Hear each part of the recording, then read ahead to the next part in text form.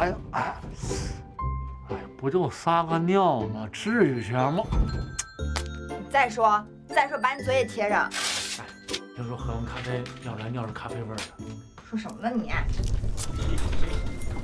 今天真是谢谢您了。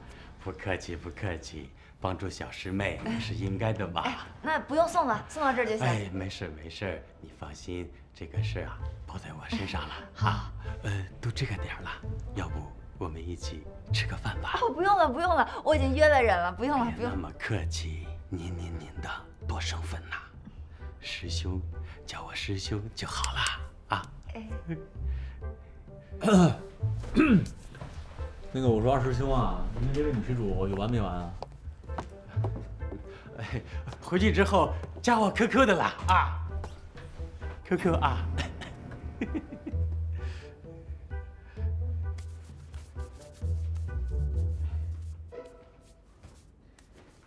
你怎么在这儿？杨子给我介绍了个朋友，我过来聊聊。你呢？过来见师兄了？什么师兄啊，八竿子打不着边儿。要不是求他们办事，我真想一巴掌呼死他了。所以说，下辈子投胎一定得投假发。别擦了，再擦就秃了皮了。握的又不是你的手，站着说话不腰疼。怎么回事啊这？哎，不是，哎，别乱摁，摁坏了。哎，这铃不响。我试试，我看，哎，没声。是没反应啊？哎，你看它怎么不响呀？这联系不上外边。别着急，你别紧张。哎，有人吗？有人在吗？有人在吗？你别，你听我说，你这个时候要淡定，OK？到什么时候啊？电梯故障，电梯故障。此时此刻要做什么？不要着急，深呼吸，没事啊。哎呀，坐这儿躺会儿。哎，你起来，起来！我招你惹你了我？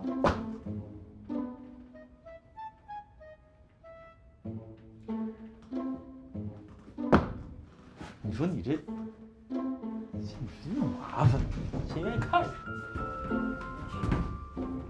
这样行了吧？见着你这种人，准没好事。哎呀，遇见我你谢天谢地去吧。我跟你说，还好没停电，真要是停电了，整个电梯电脑系统全……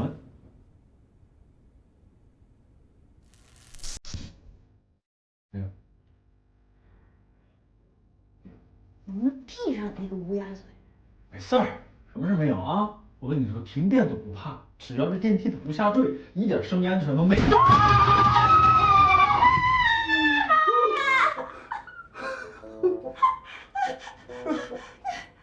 怎么回事啊？电梯下坠了。哎，不会摔死吗？大兄弟，我跟你说啊，越是到这个时候，越要保持冷静。以我的经验，只要这时候电梯不继续下坠，他俩啥事都不干。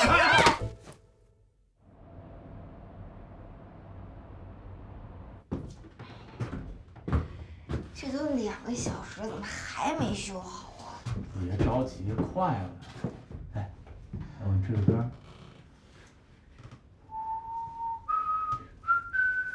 不许吹了！你没事吹什么哨啊你？你解闷儿呢吗？不许吹啊！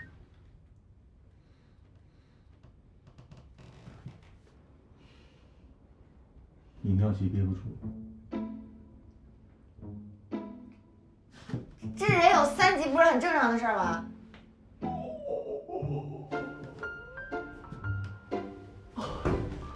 没事儿，这不简单吗？尿吧，尿吧。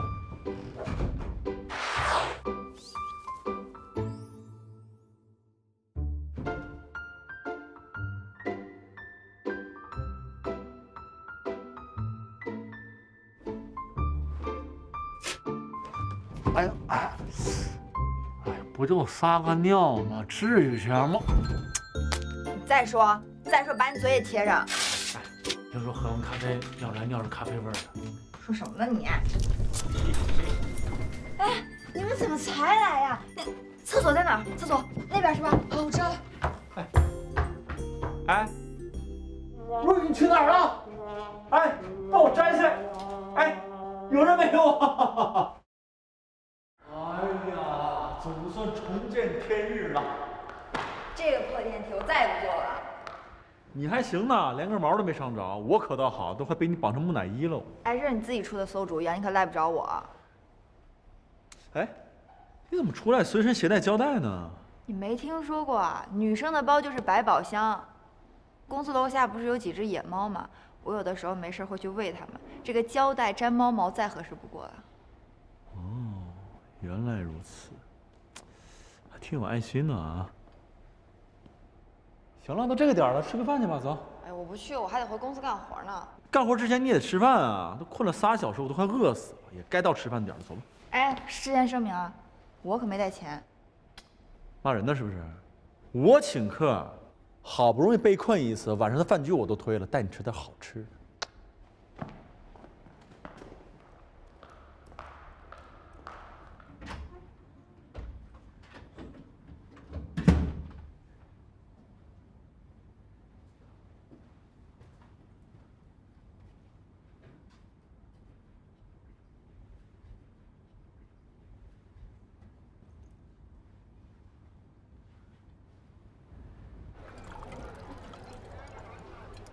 哎，走一个。我从不在外面喝酒，尤其是跟男人。安全第一是吧？哟，得嘞。吃烤串，烤串安全。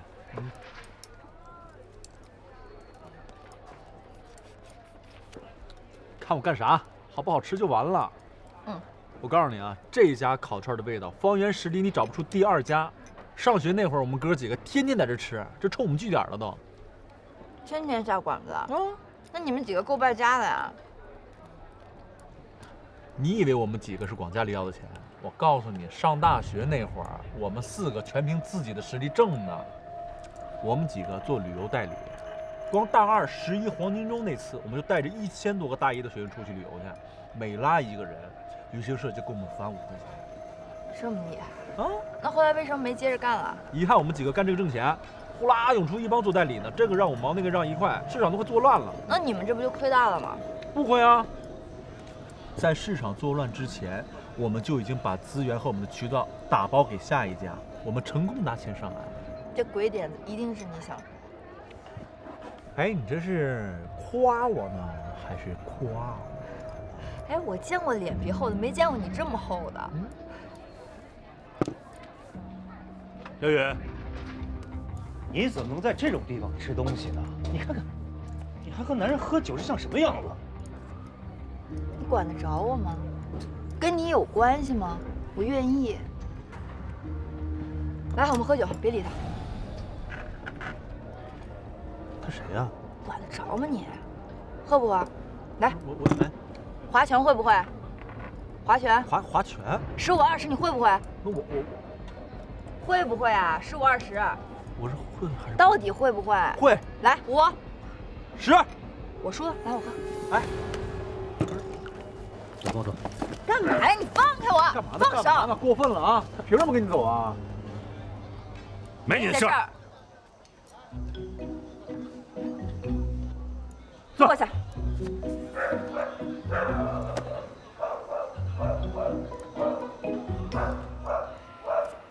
我跟你说过了，不要再出现在我的生活中，我不想再看见你。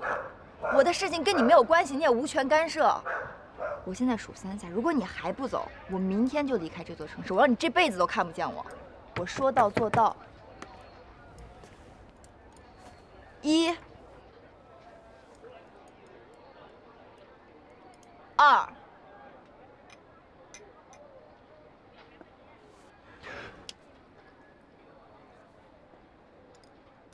你别搓手了，赶紧走吧。我走啊，我走。少喝点酒，早点回去。快走吧，呀，让你走呢。啊，我走了。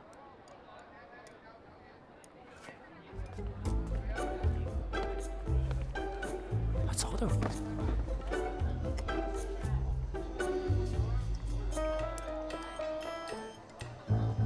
给我。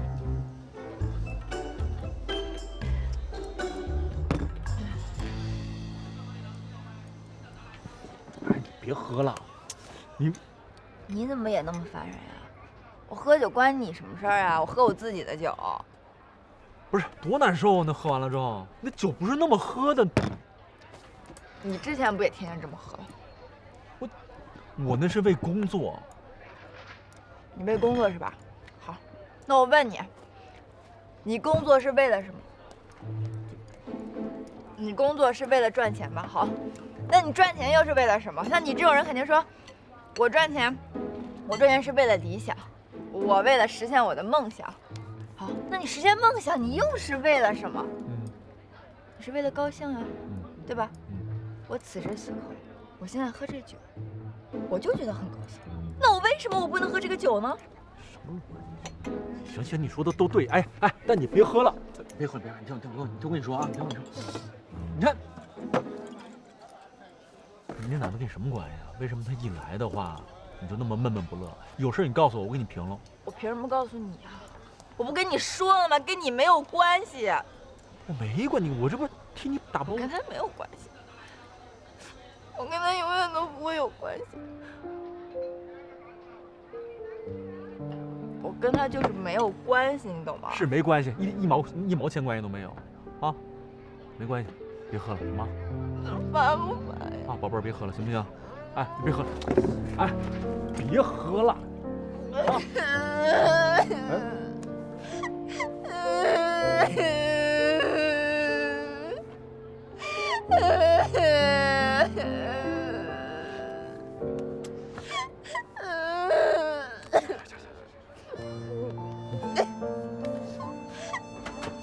我要去公司。能行吗？直接回家吧，你都喝成这样了。不行，我得去工作了。工什么作呀？你哎呀，你都喝成这样，哎，你不去，我得自己去工作啊。我去自己去。哎，行，我陪你，这边走。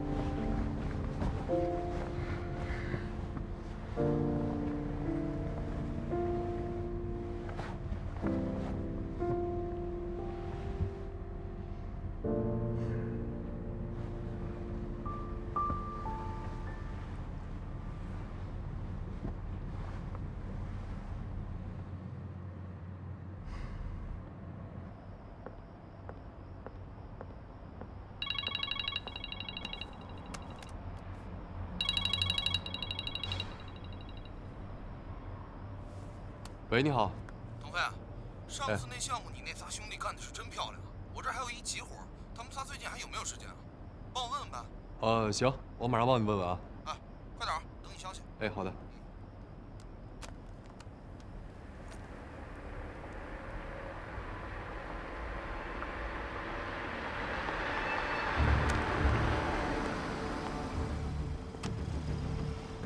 小雨，于姐，到公司了，于姐，哎，醒醒！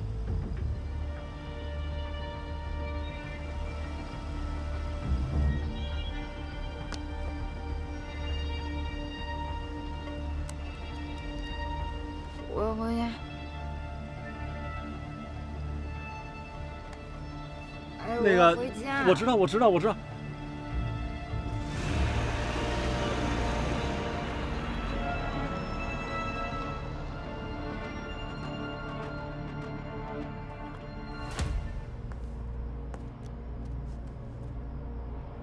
喂，我刚才问了一下他们仨在日手里有其他项目要做。啊，这下可麻烦。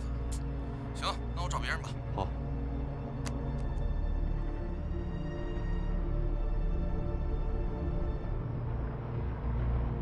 这次杰洛公司只录用1个，不是我撞的呀，人不是他撞的。如果我赶不上面试的话，听我拿下机会。恭喜你啊，你面试通过。原来您就是叶总啊！最好不要提前告诉其他人。我欠你的。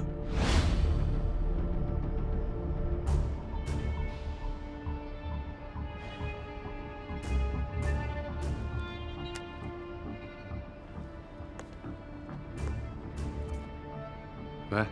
啊，董帆，怎么了？哦，我跟他们说了一下。啊。他们说先做你的项目。真的？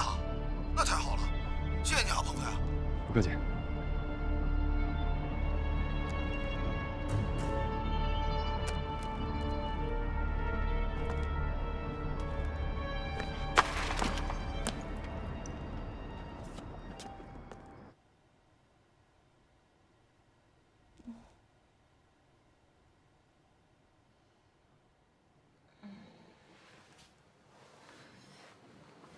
啥？你醒了。哎呀！啊！我怎么回来的呀？我不是在大排档吗？你喝多了，大鱼是送你回来的。天哪，我怎么一点都记不起来了？你不记得，大鱼都替你记着呢。那个人又来找你了，跟你说了几句，你就一个人去喝闷酒了，谁都劝不住。最后喝多了，你又哭又闹的。天哪，又哭又闹的，丢死人了！现在几点了？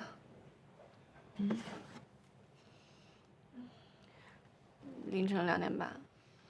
睡了这么久啊？不行，我还有工作没做完。哎呀，待会儿吧你，这几点了还工作的？哎，我跟你说啊，大鱼可是问我好几遍，那人跟你是什么关系？那你怎么说的？我当然是说我什么都不知道，让他自己问你。谢谢你啊，子珊。若雨，我说真的，你真的要因为那个人错误一直惩罚你自己吗？我可不想看到你一直孤独终老的。哎呀，别提他了，我这头疼了，还想吐。好，我不说了，我去给你倒杯蜂蜜水，你躺会儿啊。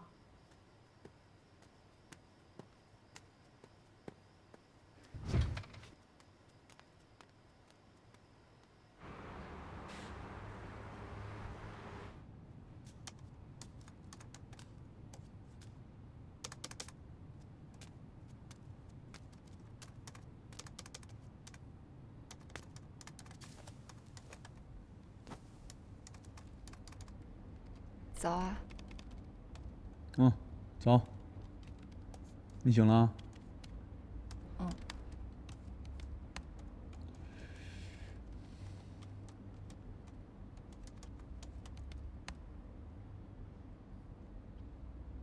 找我有事啊？对不起啊。有什么好对不起的？昨天晚上我喝多了。我怎么不记着了？谢谢啊。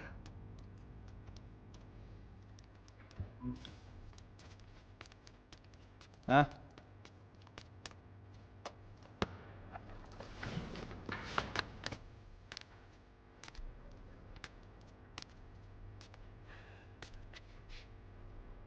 每个人都有秘密，我尊重你的隐私。昨天晚上发生的事，你放心，我绝对不会跟别人说的。你离开那个男人挺好的，真的。毕竟他的岁数都能当你爸了。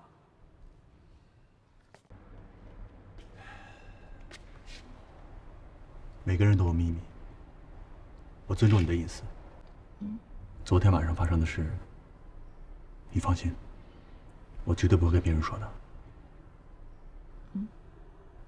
你离开那个男人挺好的，真的。毕竟他的岁数都能当你爸了。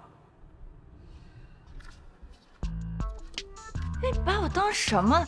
于鹏远，你给我站住！又怎么了？你大鱼啊？你不是说开会吗？还开不开了？哦，马上上去啊！你先去吧。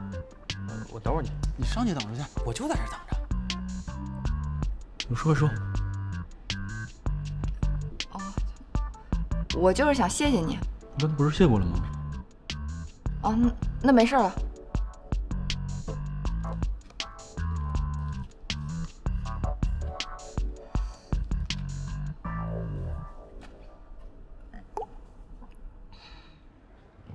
哎，大学，你们俩刚才聊什么呢？哦，没聊什么，就说你这头型最近挺帅的。是吗？我这盖脚头了最近。是啊，赶紧聊聊网站的事儿。哦，我看你最近这又找资料又找人聊天的，咱这项目什么时候启动啊？别着急呀，咱们还缺一样东西。什么东西啊？一会儿带你们俩去个地方，你们就知道了。哦，走吧。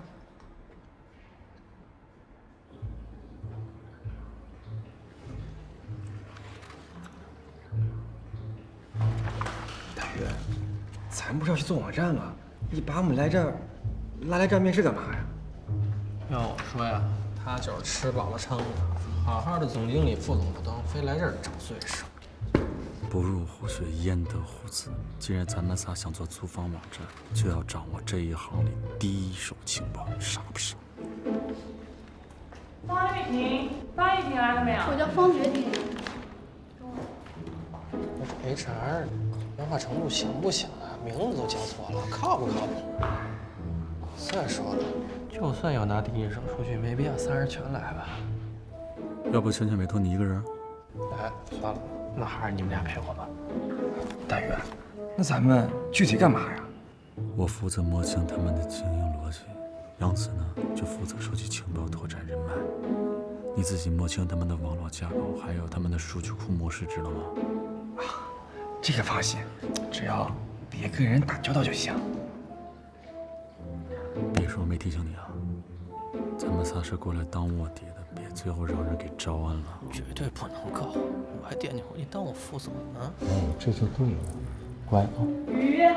于凡硕，于凡硕是谁？我，于鹏月。啊，美女。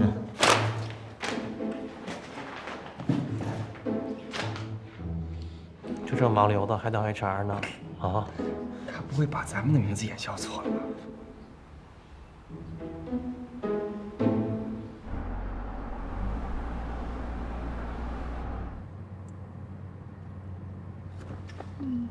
怎么？没睡好？加班了？没有。哦。昨天是出去应酬还是？腾飞，我有点困，想先眯一会儿，等会儿到了你叫我行吗？哦，好。谢谢啊。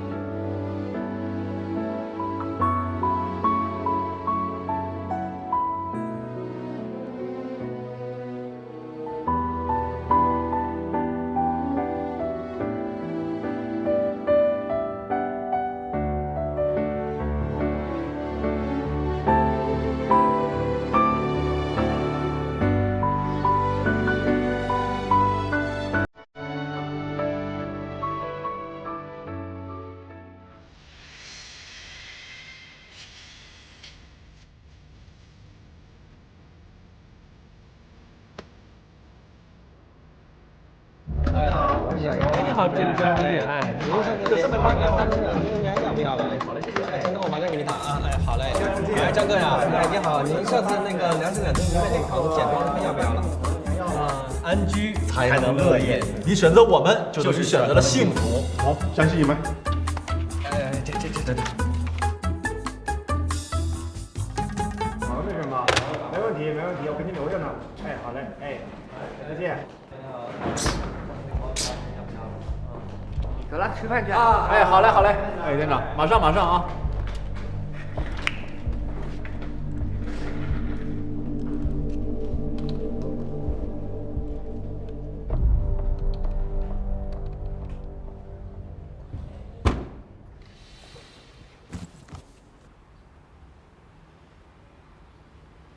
这个月我们门店的销售成绩完成得很不错，特别是于鹏月，他刚新来嘛，都已经签下好几桩大单了，这是非常值得表扬的。来，掌声鼓励。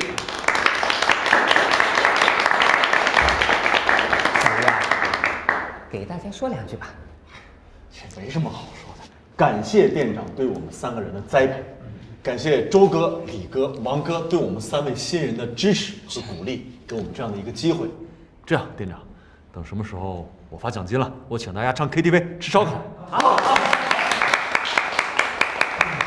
好，静一下，静一下。还有个事要说一下，最近呢，上面任命了一位租赁事业部的总经理，这2天呢，在各个门店走访调查，说不准什么时候就到咱们门店了。所以啊，从明天早上起，所有的人提前1刻钟上班，把我们的门店卫生好好的打扫打扫，争取给领导留下好印象啊！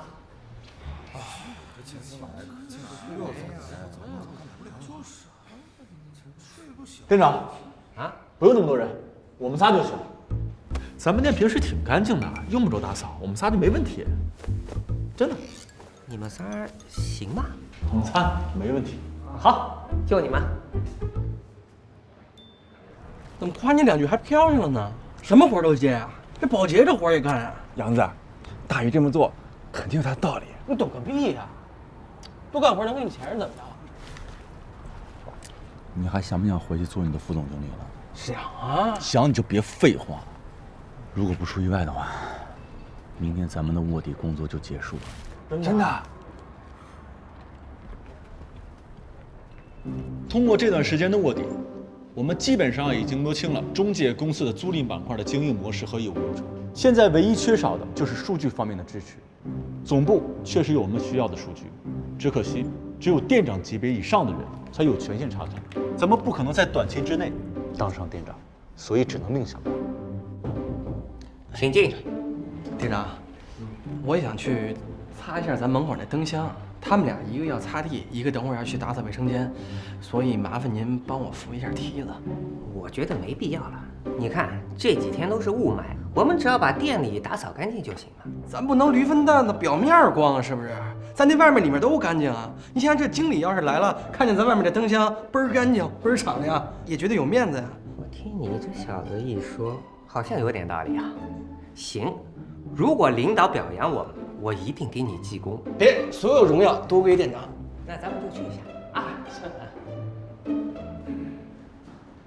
走走走，关门关门啊！忙忙忙。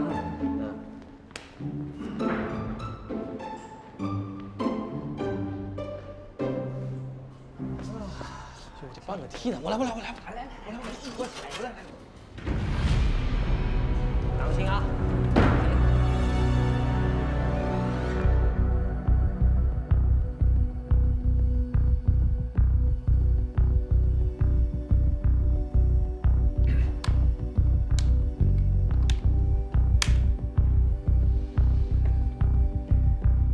当心点啊！店长，麻烦您帮我拿着那喷壶。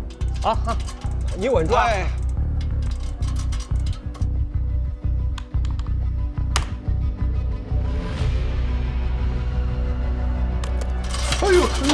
哎，当心点啊！注意安全。不错，挺干净的。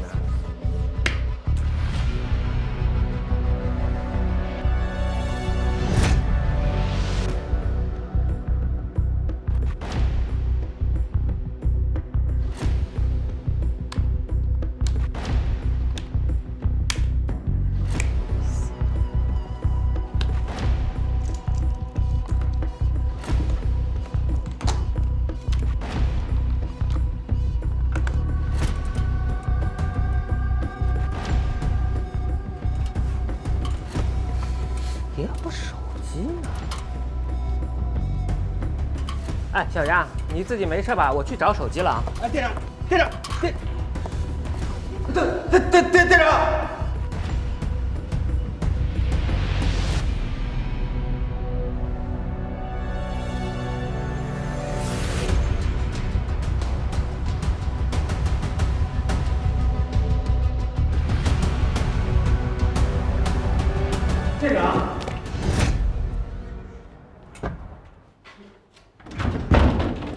队长。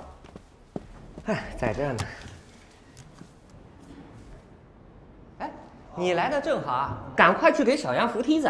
哦，我好像有个文件要打。喂啊，发什么呆？哦，快去！哦，是，队长。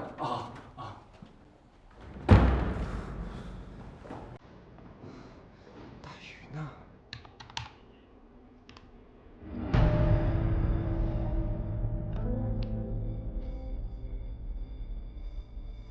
杨子，这怎么办呀？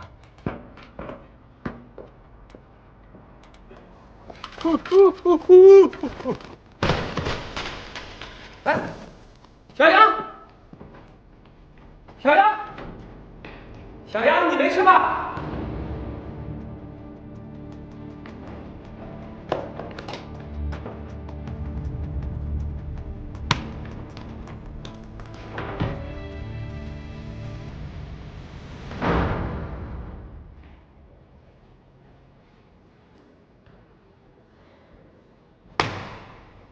当时的情形那真的是相当的紧张啊，比什么《碟中谍007》还要刺激100倍。眼瞅大鱼就要被店长发现了啊！我们潜伏几个月的计划将功亏一篑，我当时那个心里那叫紧张啊！没办法，为了公司的大计，为了我们最后的胜利，我决定拼掉我这条老命，献上我这具身躯，也要保住大鱼还有公司最后的胜利。说时迟，那时快，我高喊了一声：“呀！”我先是来了一个鲤鱼打挺儿，又来了一个白鹤亮翅，最后来了一个转身360度，这才吸引了店长的注意。我硬生生的把这个 Mission Impossible 变成了 Mission Possible。杨子，你太棒了！拉倒吧，事实的真相根本就不是这样的。你看我干嘛？你看我也没，周岩都跟我说了。你自己说是不是？中途来了一个那个特别性感的一个美女，从你身边走过去了，然后你刚开始没看人长什么样，你探个脑袋过去看，扑腾一下掉下来了，那不就是这么回事吗？不是周岩，那不让你说实话吗？我是答应你了，可是我在答应你之前，我就先跟大鱼说了。你们真的把数据给偷回来了？那当然了，小看我吗？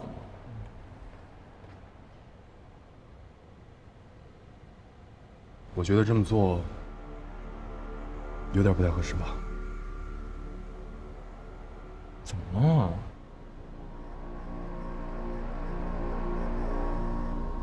反不正当竞争法第2章第10条规定，经营者不得采取下列手段侵犯商业秘密。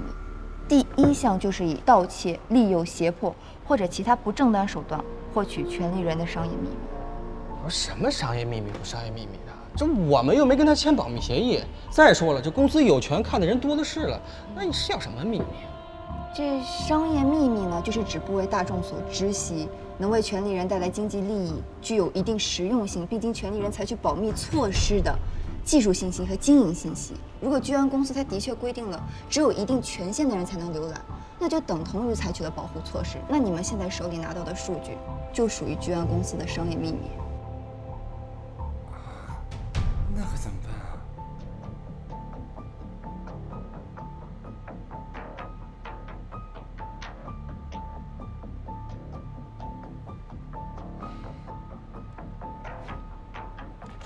喂，把数据删。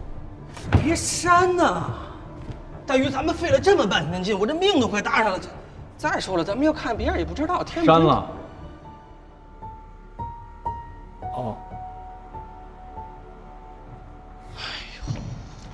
我这一跟头算是白摔了。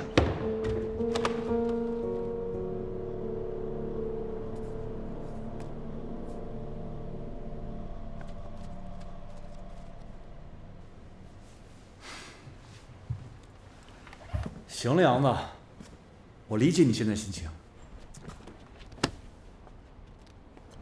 闹别扭。数据没了，咱们还可以再想办法。如果连底线都没了的话，可真就找不回来了。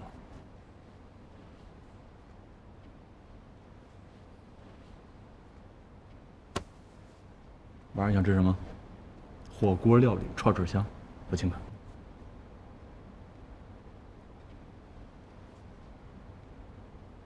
真的假的？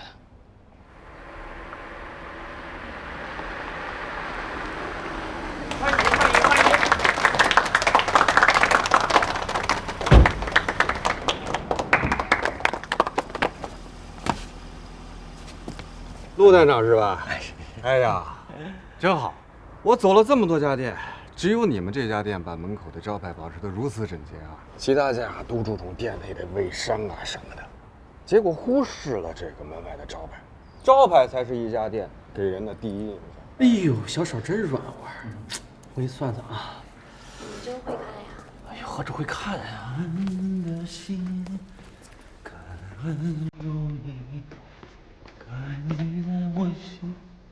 咱们看看去吧。啊，行。哎呦，我这么一摸啊，你缺个男朋友。别说，跟我长得有点像。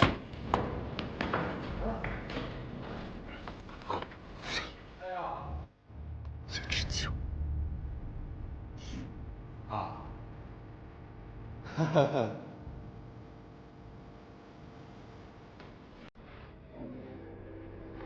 搞得不错，确实搞得不错，陆店长。看来你们店在环境上真是像一个。陆店长，我这次来呢，一是考察客店的环境和实际工作的开展情况，二呢，我是特别想要了解一下基层员工在工作中的实际困难和他们的真实想法。你这样，你给我找一间会议室，再找几个优秀的员工，我和他们简单的交流一下，你看怎么样？没问题啊，这个会议室就在那，您先请啊。好，你们去拿吧。好。德宇，咱们现在怎么办？30楼去，走为上策。啊。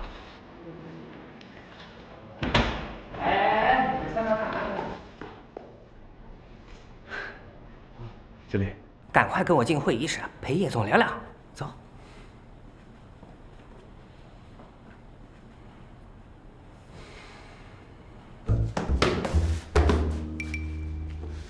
哎，快点进来，进来。好的，店长。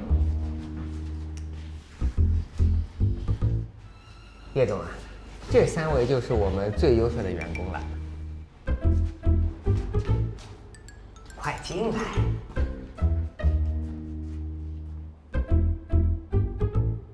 陆店长啊，你忙你的去吧，我跟他们好好聊聊。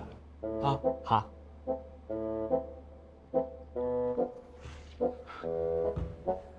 都转过来吧。哟，于总，哎呀，好久不见呢。怎么着，公司干不下去了？啊，跑着我这儿给打工来了？说说吧，你们3个到我这儿来，没憋什么好屁吧？啊？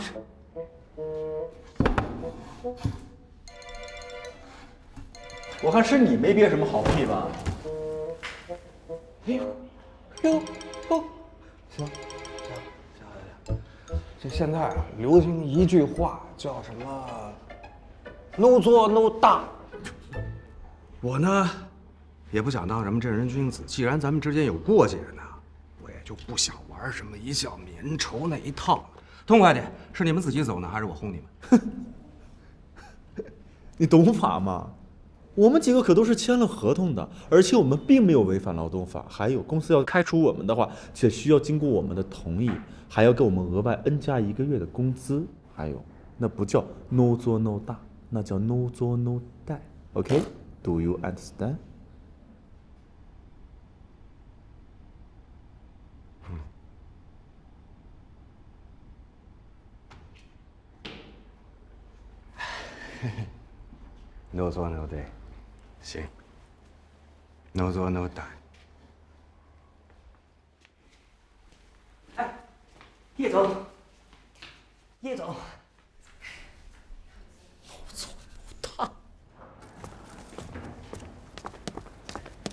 叶总，您别生气，他们3个不会说话，您别跟他们一般见识，惹你生气了，我以后好好调教他们。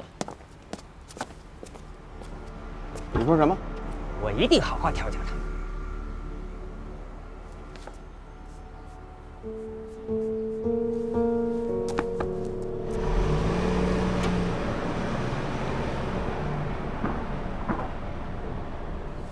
明天你们3个调到总部去。我们仨调总部？店长，我没听错吧？我们仨调总部去？怎么了？这么好的事儿，你们还不愿意了？不是，能不能让别人去啊？哎，我不知道你们怎么想的。这有多少人削尖脑袋想往总部钻啊？这天上掉馅饼的事儿都砸到你们面前了，你们还不乐意？什么情况？这哪是馅饼啊？这分明就是炸弹呀！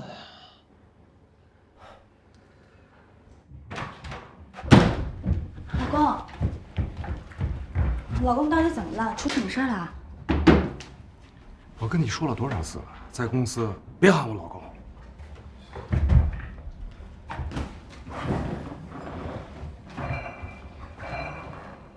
我不就是想关心你一下吗？你关心我？你是关心我能不能给你弟弟掏钱吧？哎，你说，你爸妈的脑袋是不是让驴给踢了，还是进水了？他出国留学，凭什么我给他出钱？我告诉你，以后你们家那些破事儿，我一律不管。你这人怎么这样啊？当初都是你答应过的。当初是当初，现在是现在。我要的是女人，不是你爹、你妈、你弟弟那一坨人。我那点工资还不够你们一家人霍霍的。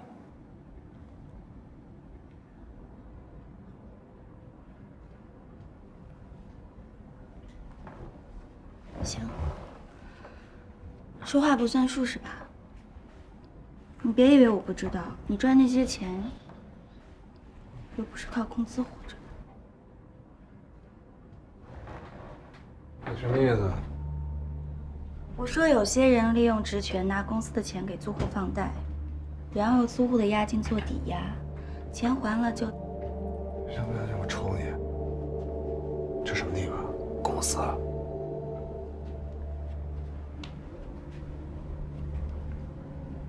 你怎么知道的？我又不傻，这些事我看不出来吗？那我也告诉你，你要是再骗我，我就把这些事都抖出去。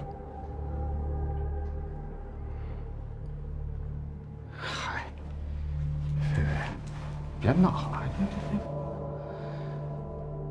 我现在心里乱得跟一锅粥似的。我挣那些钱，不也是为了咱俩吗？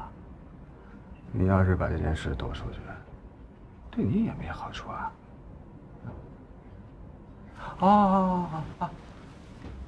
刚才是我态度不好，我向你认错，老婆，我错了啊！一旦我钱周转过来，我就给你打过去，好不好？啊？刚那样多好，你放心吧，只要你一直对我好，这些事儿呢，就会烂在我肚子里的。那你倒是说说看，到底什么事儿这么不开心啊？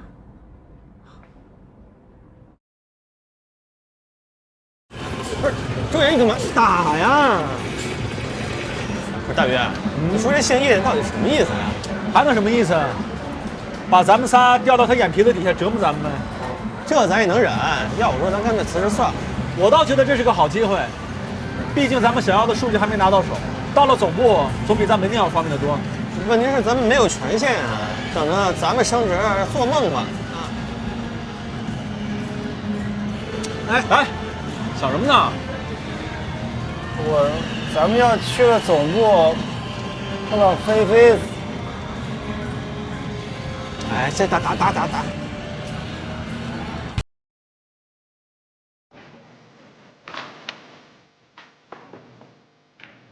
早上好，美女。是。我们是来报道的。哦，你们在那边先坐一会儿。叶总还在开会，等他开完会我就带你们去见他。OK。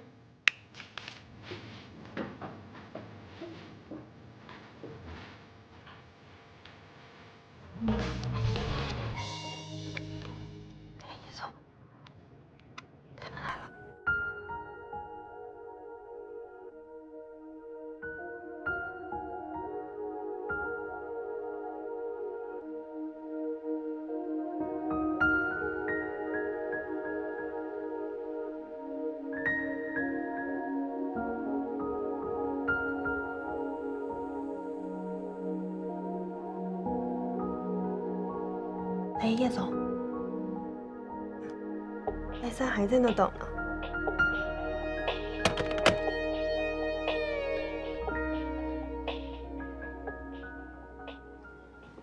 老公，你干嘛一直躲着他们呀？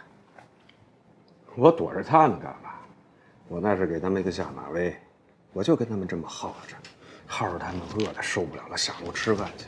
等到那个时候，我就立刻通知大家开会，让全公司人都知道他们3个人在上班时间违反劳动纪律，我让他们在全公司人面前丢脸出丑。到时候，哼，捏扁了搓圆了，我说了算。你可真坏呀！我不坏，你能爱吗？那我们中午去吃火烧吧。哎呀，不吃火烧，我要吃东西。饿死我了，饿死我了，饿死我了，饿死我了。他们仨还在那儿呢。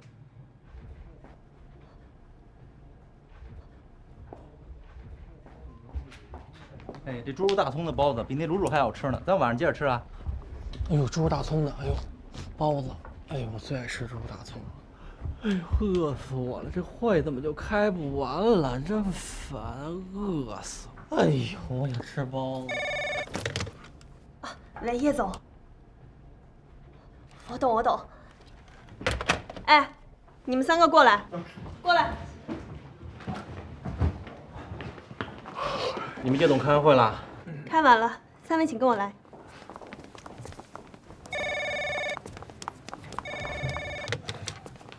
来。好的，我明白了。不好意思啊，叶总又有一个重要客人要接待，所以我们还得等是吗？不是你这不是玩我们的吗？我这饿一上午了。没事，那我们仨先去吃饭，吃完饭呢回来继续等，啊。大宇，没事，我不饿。经理，往那儿去。走走走走走走走。等我吃饱回来再说啊。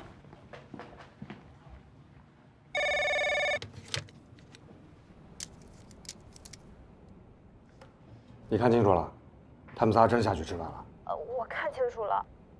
他们3个刚坐电梯下去。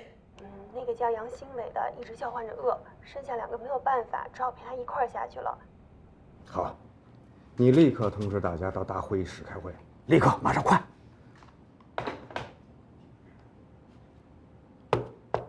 我们在这里呢开一个欢迎会啊。下面营业部向我们推荐了3位优秀的员工，从今天起呢就正式的调入总部工作。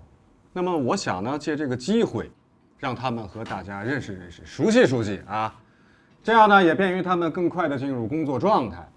在座的各位都是公司的中坚力量，3位新人以后在工作中有什么做不到位的地方，你们要及时的批评指正，该说就说，该骂就骂，千万别客气，千万别不好意思啊！只有严格要求，才能为公司培养人才，听明白了吗？那好，那咱们现在就以热烈的掌声欢迎3位新人。叶总，他们吃饭去了是吧？啊？上班时间吃饭，这还有一点点责任感和团队意识吗？啊？他们把他们当成什么人了？把大家当成什么人了？这还有一点点责任心和团队精神吗？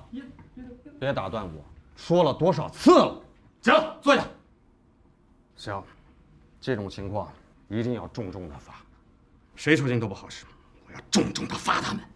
等我见到他们啊，我告。叶总好。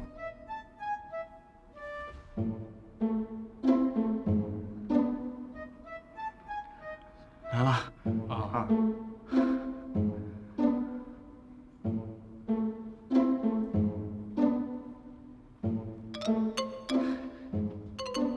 3位新人，你们自己介绍吧。叶总，叶总，听我说。叶总。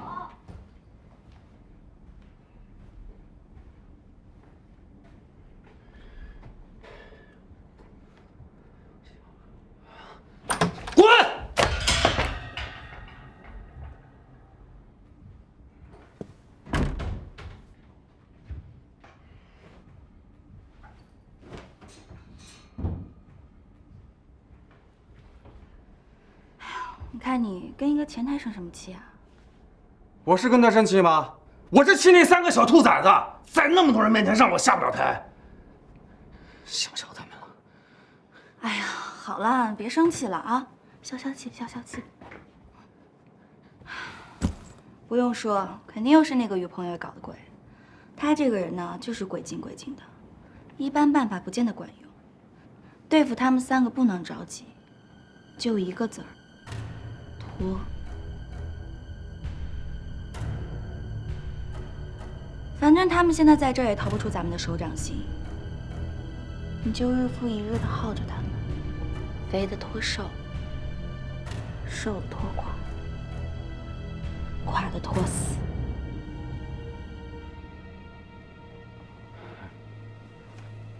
薇薇，没看出来啊，够狠的。你就一点都不心疼你前男友吗？既然都已经是前男友了，那有什么可心疼的呢？嫁鸡随鸡，嫁狗随狗。我陈菲菲也是有底线的人，只要你心里有我，我心里就不会有别的男人。真的啊？嗯。那行啊。那你这2天抽个空，打探打探，他们究竟想要干什么，耗耗他们的闷。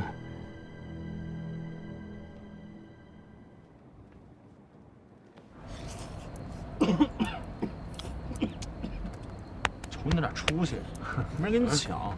我饿了。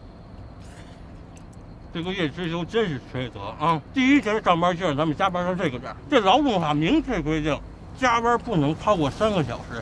你说这月之休有多鸡贼啊？9点多1分钟都不让咱们上。大鱼，你说明天不会还让咱们加班这么晚吧？要这样下去，真是饿死了。劳动法还规定，1个月最多加36个小时班。如果按这样算下来的话，接下来的半个月，咱还得这个点吃饭。没见你呀！行了，当卧底这么容易吗？只有这样，才能锻炼自己，是不是周岩？是。哎，这女孩谁呀？行，好兄弟讲义气，那我就陪着你们好好磨练磨练。就算他叶之休明天，让你们上厕所，我都陪着你们。做个人行吗？吃饭呢。哎，周岩，那是谁呀？是啊。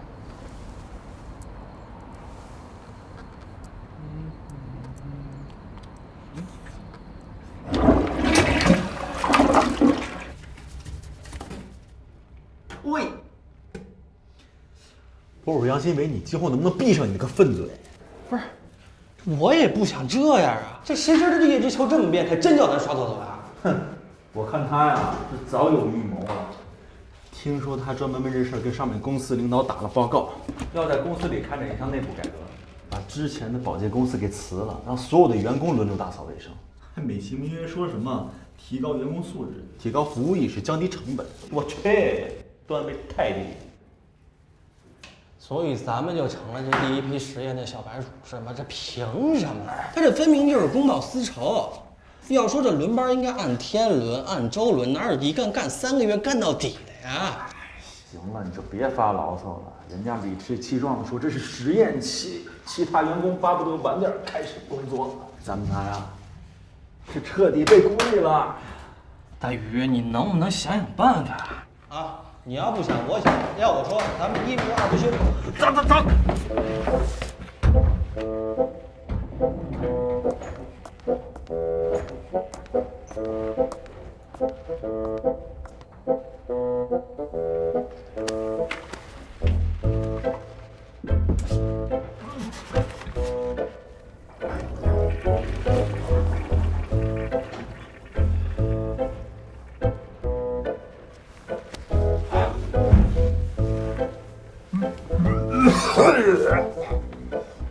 这么夸张吗你？你看，这不没事吗？嗯。 。。。。。。。。。。。。。。。。。。。。。。。。。。。。。。。。。。。。。。。。。。。。。。。。。。。。。。。。。。。。。。。。。。。。。。。。。。。。。。。。。。。。。。。。。。。。。。。。。。。。。。。。。。。。。。。。。。。。。。。。。。。。。。。。。。。。。。。。。。。。。。。。。。。。。。。。。。。。。。。。。。。。。。。。。。。。。。。。。。。。。。。。。。。。。。。。。。。。。。。。。。。。。。。。。。。。。。。。。。。。。。。。。。。。。。。。。。。。。。。。。。。。。。。。。。。。。。。。。。。。。。。。。。。。。。。。。。。。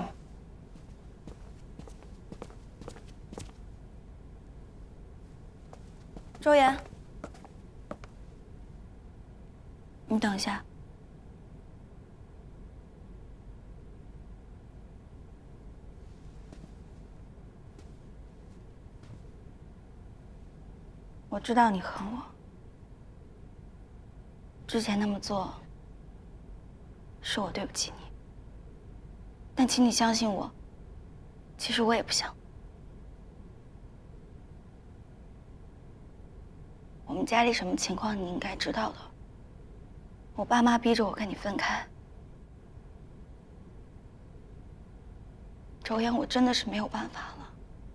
你已经为我付出的太多，我真的不忍心再给你压力。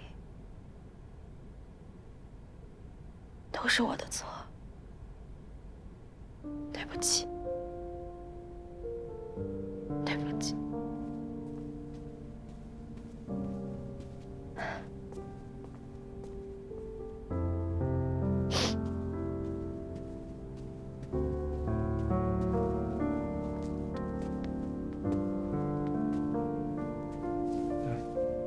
菲菲，别哭了，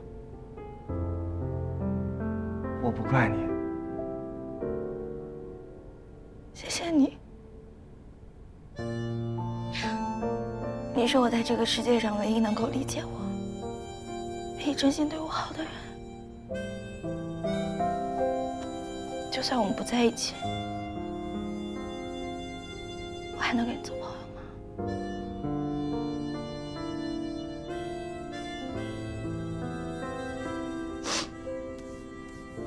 对了，你之前不是跟宇光月他们一起开公司吗？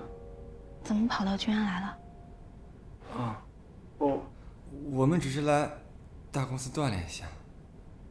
锻炼一下，那也用不到跑到这儿啊。这个叶知秋最记恨人了，你们不是活受罪吗？难道你们还有别的什么目的吗？啊，没，真没了。瑞安，那个以后在公司遇到什么难事尽管找我，我一定会帮你的。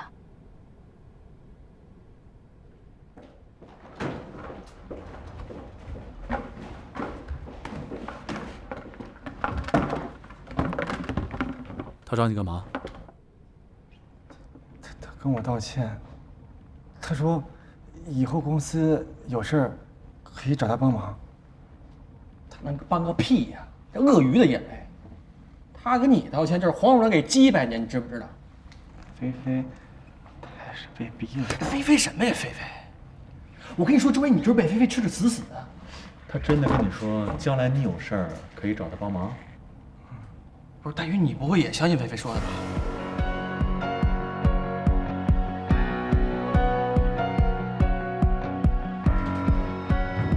把水装上。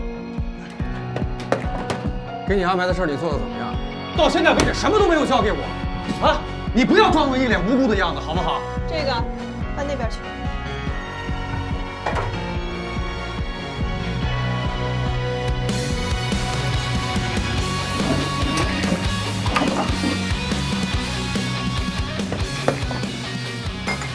你到现在做了些什么东西啊？就你这样的，这公司不就白养人了吗？你还点头？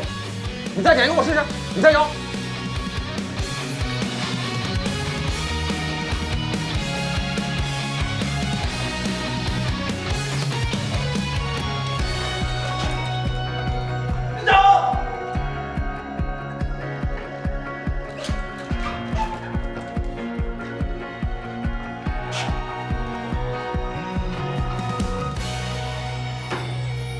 我实在受不了了，我实在受不了了。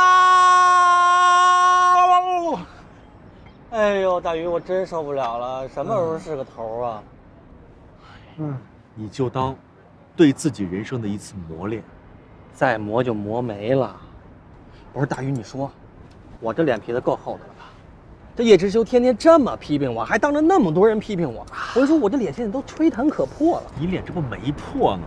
有什么不能坚持的？你看人家周岩，他是不好意思说，是不是周岩？我其实还好，就是老能见到菲菲。我知道我们现在已经到了极限了，可最重要的资料咱们还没拿到手呢。这个时候放弃，那咱们之前受的苦不都白费了？相信我知道我们现在挺得非常的难受，可是叶知秋比咱们更加难受。再坚持一下，我一定给哥俩一个满意的答复。大鱼，听你这说话这意思，看这小眼神儿，好像你有什么新的想法呀？哎，想法我倒真有，不过这次可就要辛苦咱们的美男子周先生啦。我。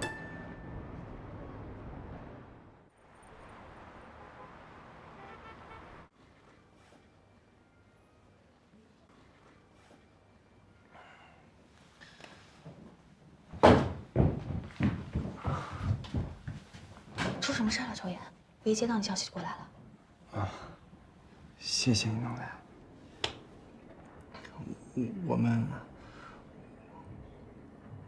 我们仨快受不了了，我们想。你们要走？不，那个，菲菲，我们想请你帮个忙。帮什么忙？你说吧。哦，是这样的，不是这几天公司一直在传一个事情，说叶总打算派人重新整理数据库。啊，你也知道，这是个苦差事，公司的人能避则避，还有人想把这个事儿推到我们，让我们来干。这个数据库的内容那么多，真整理起来会累死人的。这万一出点差错，哎，指不定得挨多少骂。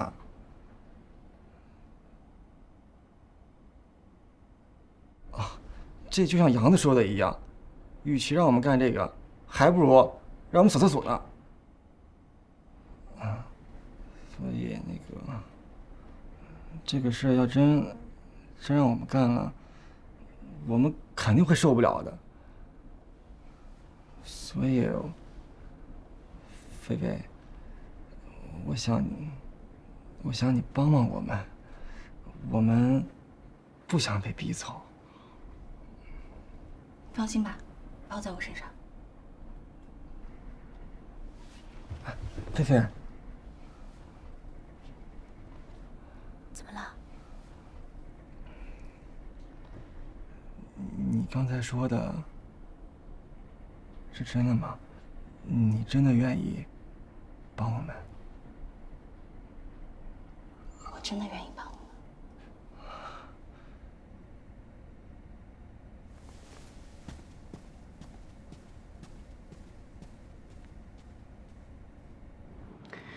你说他们究竟想干什么？啊？这都1个多月了，甭管怎么折腾，一点动静都没有。哎。可是我就觉得哪儿不对劲呢。是有点不对劲，我也让人从侧边打听过，但他们3个异口同声说，就是来大公司锻炼自己。说你头发长见识短，这是真话吗？鬼都不相信。不能这么耗下去了。不行，得找个理由把他们开了。哎呀，坐下。大不了就赔钱嘛。你能不能沉稳一点？这上面刚夸你为公司节省成本，现在你就无缘无故来一个解聘赔偿。再说了，他们3个现在真的挑不出什么毛病，让干嘛就干嘛，就连刷马桶都抢着去做。现在全公司都把他们当活雷锋，你就把人家这么开了，别人怎么看你啊？那你说怎么办？我现在心里乱七八糟的，本来想套个兔子，结果把自己套了。啊！我现在就是，谁有办法让他们走，我就给他烧够呛了。我倒是有个办法。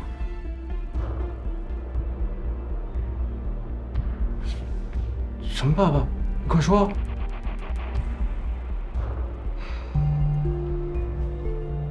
我真是操心命啊，帮得了这个，帮不了那个。到最后连自己亲弟弟全忘了。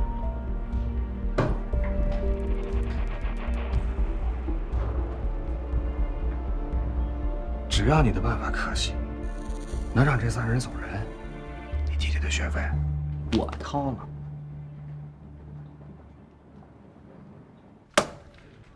哟，叶总，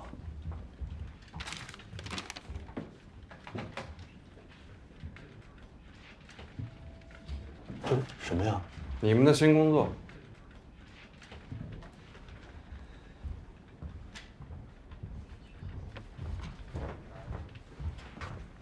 整理数据库。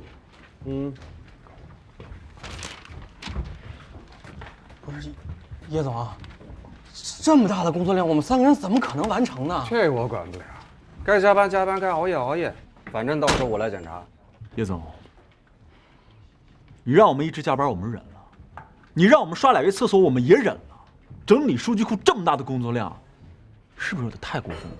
什么叫太过分了？这是正常的工作安排。这么简单的工作你们都干不了？干不了就打辞职报告滚蛋！我还告诉你们，所有的数据必须和之前的一一对上，错一个都不行。叶总，哎，你多给我们2天行吗？叶总，求你了，叶总。叶总，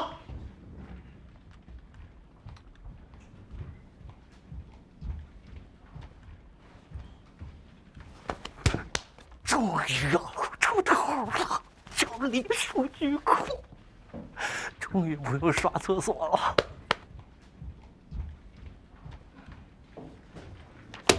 你是怎么搞的？什么事，董事长？你还不知道吗？现在公司上下都已经收到邮件了，就连全国总部都已经惊动了。现在外面闹的是人心惶惶的，你让我怎么跟大家解释？董事长，我什么邮件？我没收到什么邮件。你自己看看吧。我都找人去调查过了，人家说的打击报复和你之前在乌梁搞的那个什么黑名单，全都是真的。你这么做是在毁掉整个行业的名声，是咱们中介行业的耻辱啊！你走吧，居安公司不留你这样的人。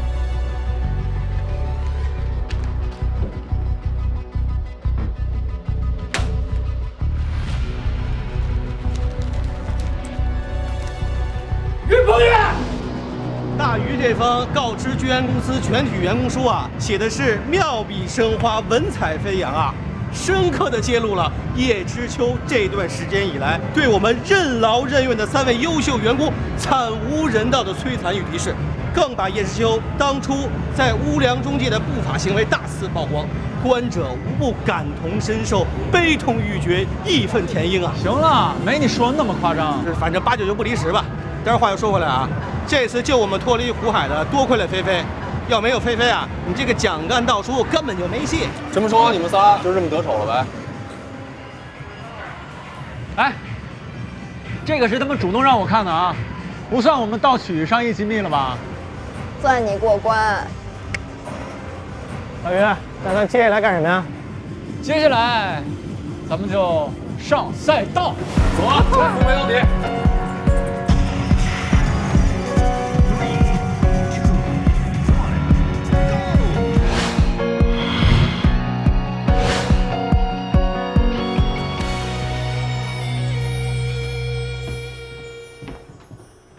大鱼还看呐？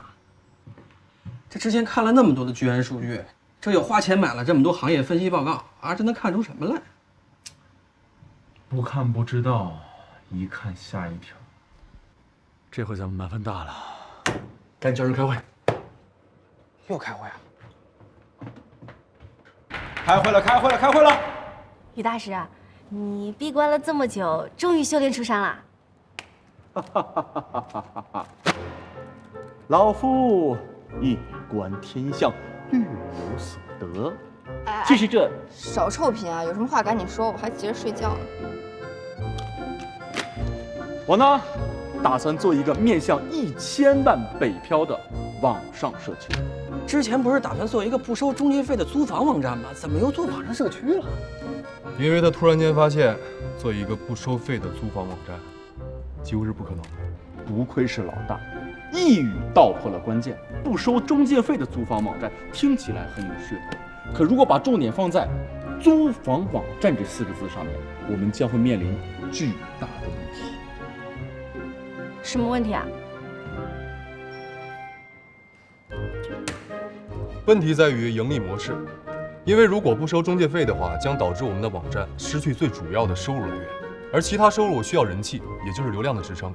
可惜，租房只是一个阶段性的行为，间隔的周期太长。我们的网站具有足够的吸引力，但是粘性不够，因为客户一旦是租到了房子，短期之内就没有必要再次登录。所以说，从理论上来说，网站做得越好，死的也就越快。那做网上社区就能避免这个问题吗？当然能。在古代的时候就已经有了。早在600年前，中国第一个集餐饮、住宿、社交为一身的北漂社区就已经出现了，那就是永乐年间的芜湖会馆。从那以后，湖广会馆、南海会馆等类似场所越来越多，按照不同的地域以及不同的人群，服务于士绅、官员、学生以及各类人士，也就是古时候的北漂。所以你想要搞一个网上会馆，真棒，差不多就是这个意思。这个网站最重要的功能就是满足那些北漂们的社交需要，比如说满足他们在一个陌生环境下急需要找到组织的这种心理需求。但是北漂的人总共也就1000多万人左右，这个网站做得起来吗？网站做不做起来不看网站的大小，你从数据就可以发现，越大而全的门户网站这2年日渐衰落，反而是一些小而精的小众网站做的是风生水起。所以我就打算做这样精准的专业网站。那这租房跟中介有什么关系？当然有关系了。这1000万的目标用户群里面，租房的人占绝大部分。如果我们向他们提供免中介费的房屋租赁信息的话，你说会不会每一个人、每一个北漂都会注册和登录呢？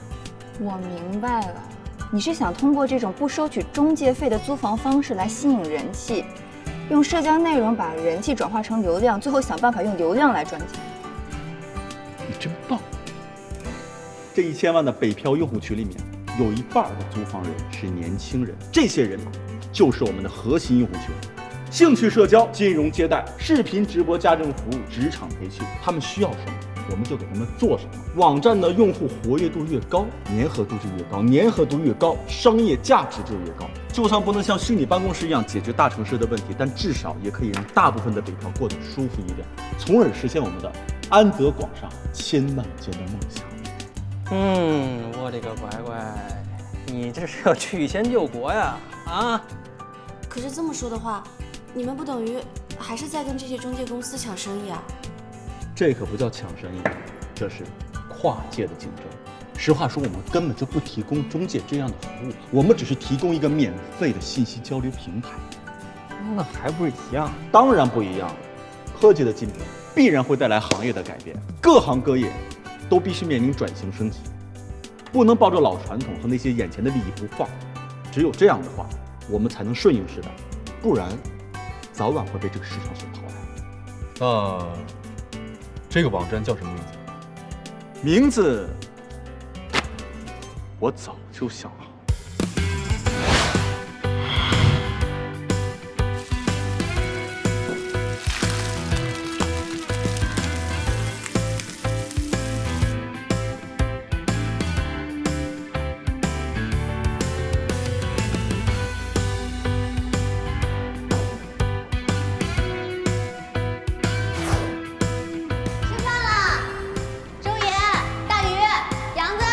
别喊了，腾飞他出去见客户了，和客户吃饭。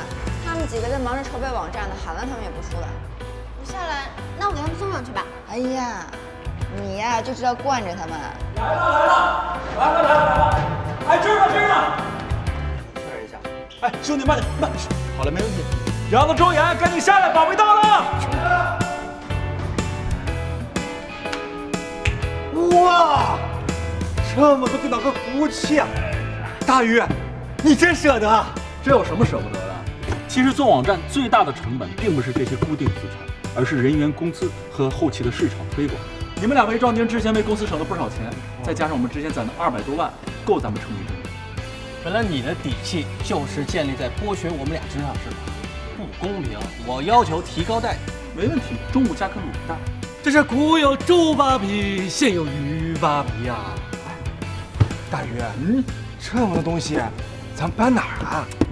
先搬船上，等一会儿咱们有正规办公室了再说。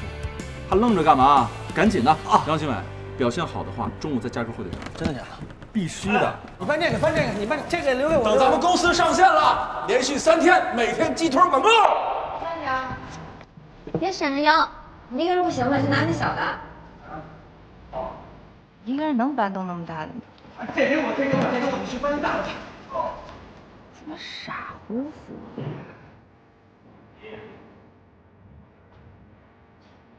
我看他们这个样子，就算是饿了也顾不上吃了，还是待会我给他们送过去。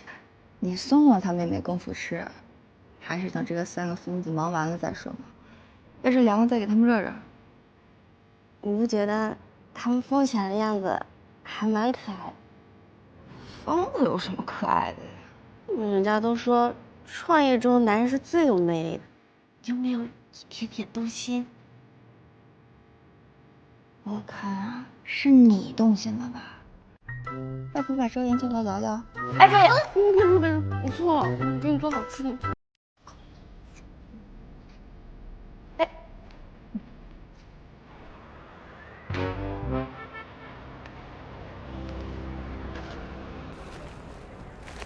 难得你今天不加班，还自告奋勇的来陪我采购。最近时间一直都是你和子珊来采买，大鱼他们做网站也空不出来时间，我这当老大的不得表示一下。他们哪是没时间呀，是压根就没操这份心。3个人做网站的确挺困难的。我听说最近大鱼已经开始在外面找人了。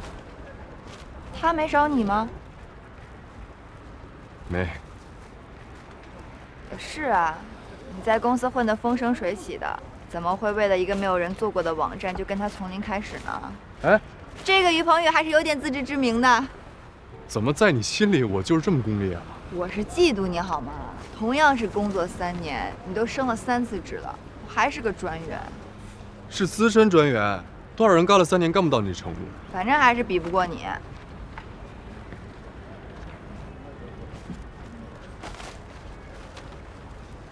哎，对了，想问你个问题。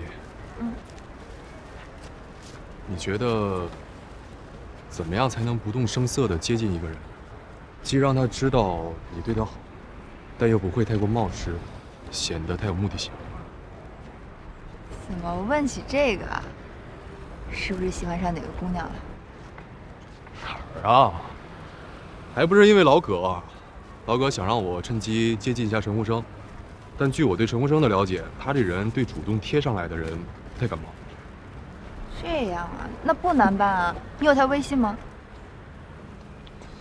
有倒是有，但是直接联系会不会？谁让你给他发微信了？我的意思是从现在开始，你每天在你的朋友圈里分享一篇比较有深度的文章，然后一段时间之后呢，你自己亲自写一篇文章，看似是客观分析，但其实里面举的案例都是针对他们公司的薄弱之处。具体的解决方案呢，你就不要展开，卖个关子。我觉得他只要看到了，我相信有80%的把握，他会来主动找你。反正据我所知，有很多金融圈、保险圈、律师圈的朋友都用这种方法来营销自己、拓展客户。果然是没问错人。等这事成了，指定向老葛给你请货。哎，对了，你说如果用这招追女生的话，会不会凉？这个我就不知道了。哎，咱得快点儿，不然给大鱼买的冰淇淋要化了。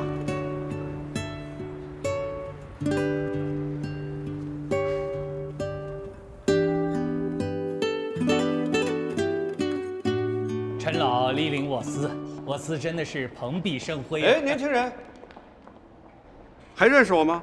陈老，您怎么在这儿？不是你请我来的吗？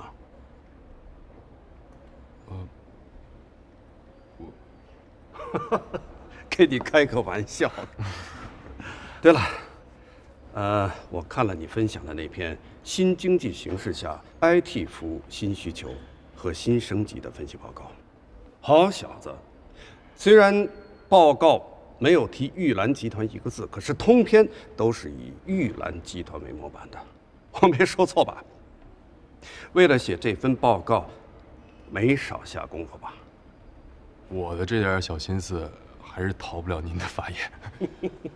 我呢，主要是怕太打扰您了，所以……好了，以后再有这种东西，就大大方方的拿到我这儿来，啊！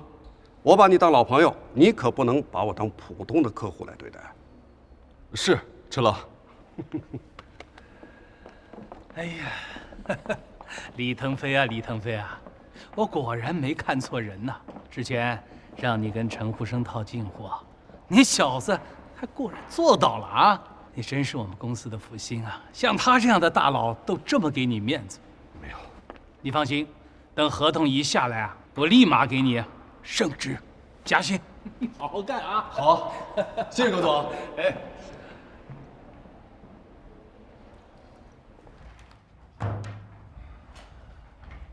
老板，人家给谈了这么大一个 case， 搁其他公司怎么着也会给个 SD 吧？我们给个 SM 就是打发了，你让我怎么去跟人家说去？怎么就没法说了？哦，升高级经理就不是升职了？是升职，不过按照以往的惯例，立这么大的功劳，怎么着也得给人家升个总监吧？我还不明白这个道理啊！可现在什么情况你不是不知道，你别忘了我们这是外企。老板是外国人，你别看公司里现在一个个 Smart、Vincent、Elisa 这么叫着，可在老外的眼里啊，我们都是中国人。中国人讲究什么？非我族类，其心必异。老外也一样啊。这次总部空降一位把着人事权的 ABC， 为了什么？不就是为了监督我们俩？哎，这跟李腾飞升职有什么关系？我说你是真傻还是假傻呀？这办事儿要锣鼓听音。总部这么做，说到底就是为了控制中国人在高级职位上的比例。以前啊，是为了开拓中国市场啊，让我们这些 local 去替他们卖命。而现在市场开拓的差不多了，他们该摘果了，我们呢也该让位了。你没瞧见大中华区新任命的那些高管们，全是美国人，顶多有2日本人、新加坡人点缀一下，有1个中国人吗？没有。这个节骨眼上，你升李腾飞当总监，他还那么年轻，你这不是等着老外来challenge我们？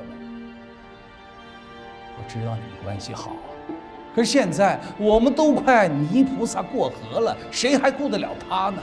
再说了，他今天弄一客户，你给他升一次职，明天再弄一客户，再升一次职。他要老那么能干的话，咱们的位置让给他。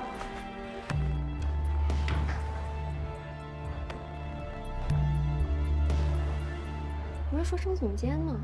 哎呀，谁知道啊，连个副总监都没给。哎，他是不是得罪谁了？不知道啊。真是。听说让那个新来的 ABC 给驳回了，老外要降低中方高管的比例。这都什么年代了，还看不起中国人啊？哎，没辙，外企就这样，看不见的天花板，可不是说说就完了的。我看都不一定，估计是老葛看他太猛，自己心虚了。对。哎，等一下，看见王若雨了吗？嗯，在休息区呢。啊，谢谢。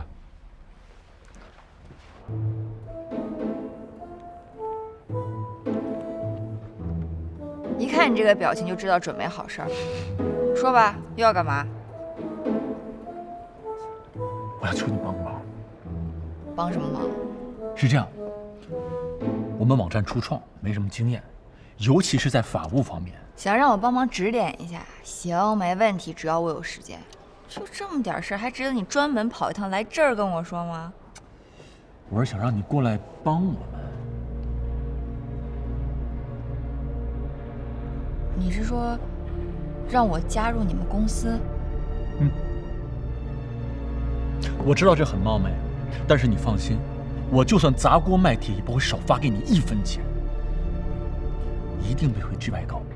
这市场上有那么多法务人员，你为什么非找我呀？因为你业务能力强啊，又便宜，物美价廉，性价比高。最重要的是，你有别人没有的正义感。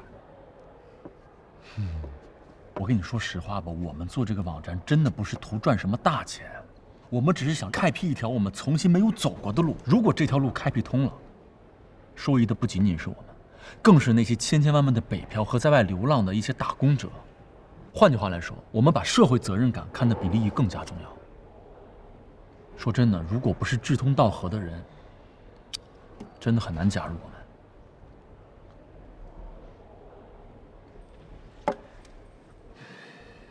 其实子珊都跟我说了，你的梦想是想当一名法律援助律师，帮助那些没有钱请律师的人们获得必要的法律援助。但是我想我们之间并不重合。在这个世界上，有些人是为了自己，为了利益，但有些人是为了梦想，为了更崇高的东西。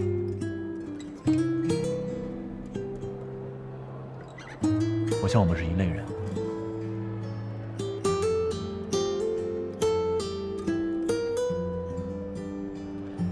小月，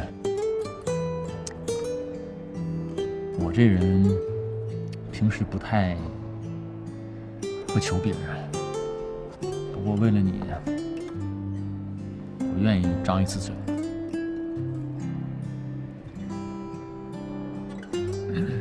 你能不能过来帮我们？我们需要你，真的。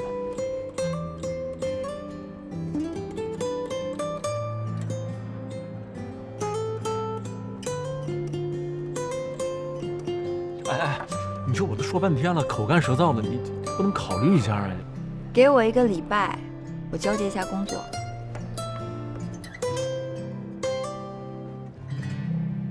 是吧？幸福来得太突然。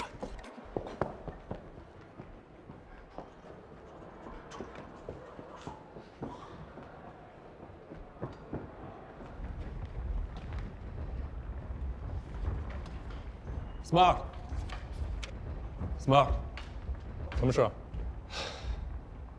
正找您呢。这是什么？你要辞职？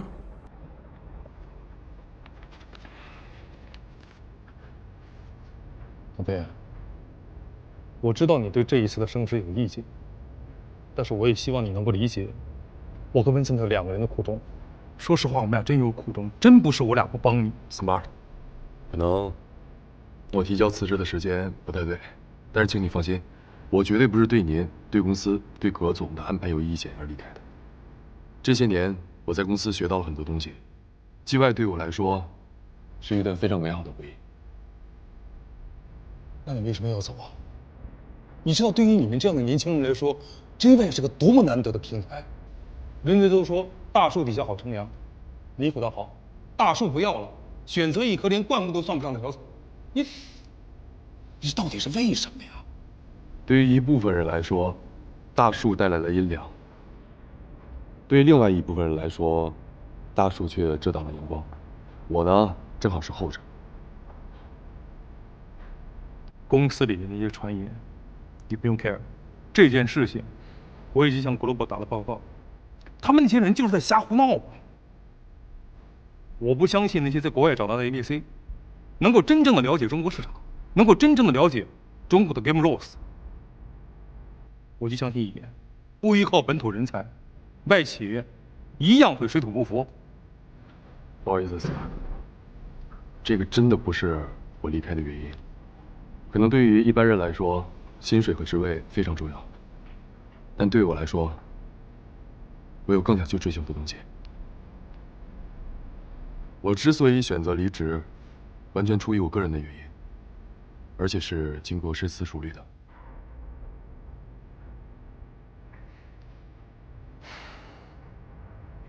谢谢你这些年对我的照顾，希望我们还是朋友。行吧，我尊重你的选择。希望上帝在为你关上一扇门的时候，会为你打开一扇窗。谢谢。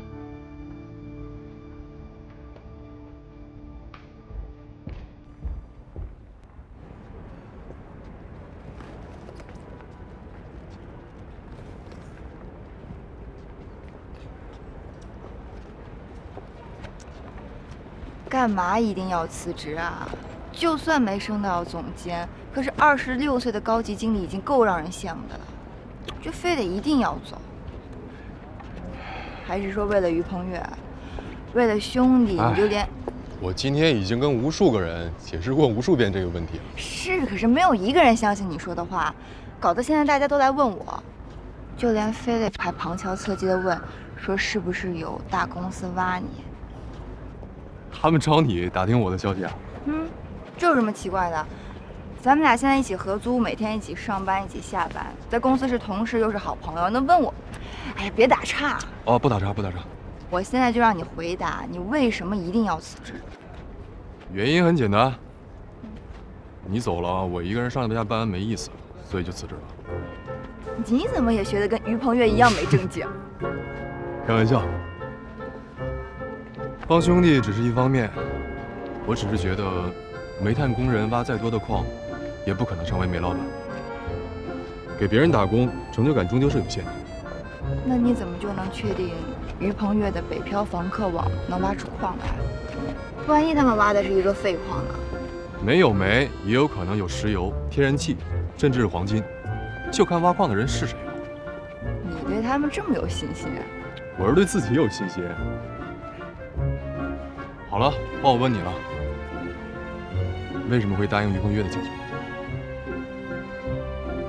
我也对我自己有信心啊。哎，那有卖冷饮的，想喝什么？我请客。这么豪气啊！真的，我们俩下班一起回来的，他还拿着纸箱子呢。老大，啊，你真辞职了？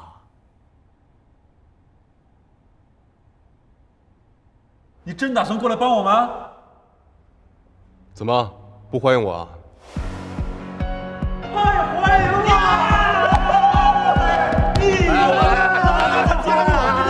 让我们如虎添翼！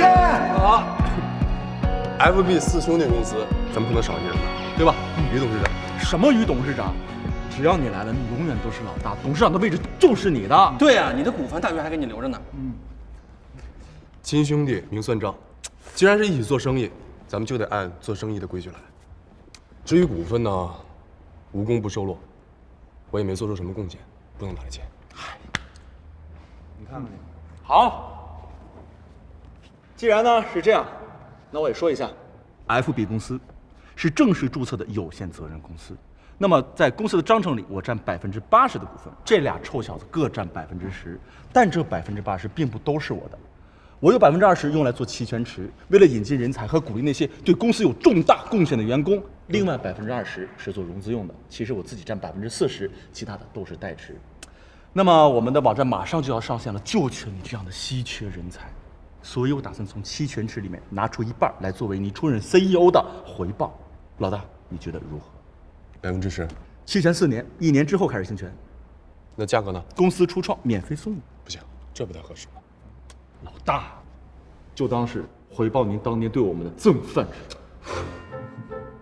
老大，你就别犹豫了，这些都是你应该得的。要是没有你，也没有我们今天。就是啊，老大别想了，加入我们吧。那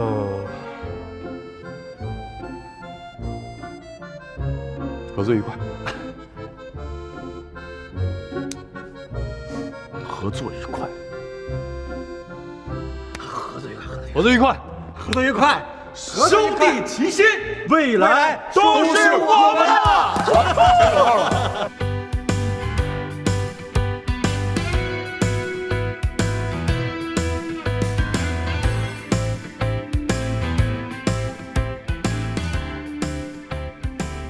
看了哪个？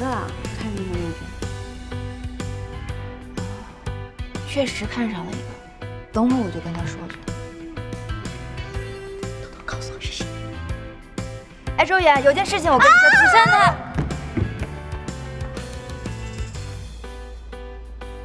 吃饭喽！没有什么事儿是一顿吃人肉解决不了的。等我说哎，我这睡。强子，等会儿再吃，你听我说完，听我说完。听大鱼把话说了，这个为了庆祝咱们北漂访客网今天正式上线试运营，同时迎接我们公司的 CEO 李腾飞先生和我们的行政法务总监王若愚女士第一天上班，我准备为大家颁发3项福利。哦，我来的正是时候啊！中午加根火腿肠，晚上加2个鸡蛋，以后每天鸡腿管够。抠啊！杨子，你能不能有点出息？第一项福利，每年为大家免费做1次体检。大宇，你终于开始关心我们人民群众了。我跟你说，我最近加班加的我都胃溃疡啊！你那个是胃溃羊肉，你待会儿多吃点。第2项福利，就是为在座的每一位员工额外上一份商业医疗保险。这个好啊！还有第3项，听着呀，这第3项福利就是为在座的每一位员工的父母也额外上一份商业医疗保险。大宇，这么多项保险，得花不少钱吧？钱不钱什么的不重要，重要的是可以让员工们安心的工作。说真的，在座除了杨子，咱们可都是北漂，将来进公司的大部分的员工也都是北漂。出门在外的，父母又不在身边，咱们做儿女的也没有办法好好照顾父母。说真的，公司为他们上一份额外的医疗保险，将来真有什么事儿，也算是一个强有力的保障，对吧？这样的话，员工就没有什么后顾之忧了。小雨，麻烦你收集大家的父母资料，包括子珊的。没问题。怎么还有我的？当然有你的啦，你可是我们的后勤部长荣誉员工，没准儿还是我们联合创始人的家属呢。好了，第1件事说完了，我现在说第2件事。虽然咱们的网站呢才刚刚开始试运营，但是说实话，我们只迈出了万里长征的第1步，离成功还遥不可及。就连活着这么最低的标准，我们都达不到。我们现在的用户只是几个屈指可数的注册用户，而且我们的内容也不够丰富。是的，说实话，就连我们主打的免中介费的房屋租赁信息都没几条。这3个问题，可真是相辅相成。没有房源信息，就没有办法吸引客户；没有好的内容，就没有办法增加客户的粘度；没有客户，没有客户粘度，就没有流量。没有流量意味着什么？我们现在所做的一切都只是空中楼阁，毫无意义。大宇，你还是快点说吧。所以呢？所以，我打算做1次线下推广活动，一方面收集房源，另一方面扩大我们网站的影响力，而且要把我们的免中介费租房的口号喊起来。至于内容这一块，我觉得根本不着急，等人数上来了再做，是不是老大？我同意大宇的想法，不但可以增加网站的人气，也可以借这个时期来测试一下服务器的承受能力。但是大家记得啊，在推广过程中一定要积极征询大家的意见和建议，以便于在正式运营的时候可以细节优化。如果没什么意见的话，那我们就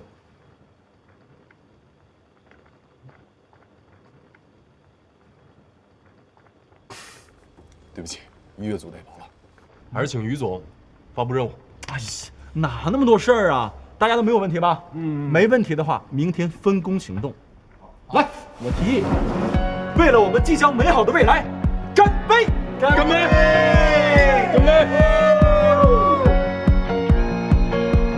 对了，你给我的员工父母投保信息里面好像没有你的呀，你别光顾别人，把自己的给忘了。哦，我爸他有自己的保险，咱就不用管他了。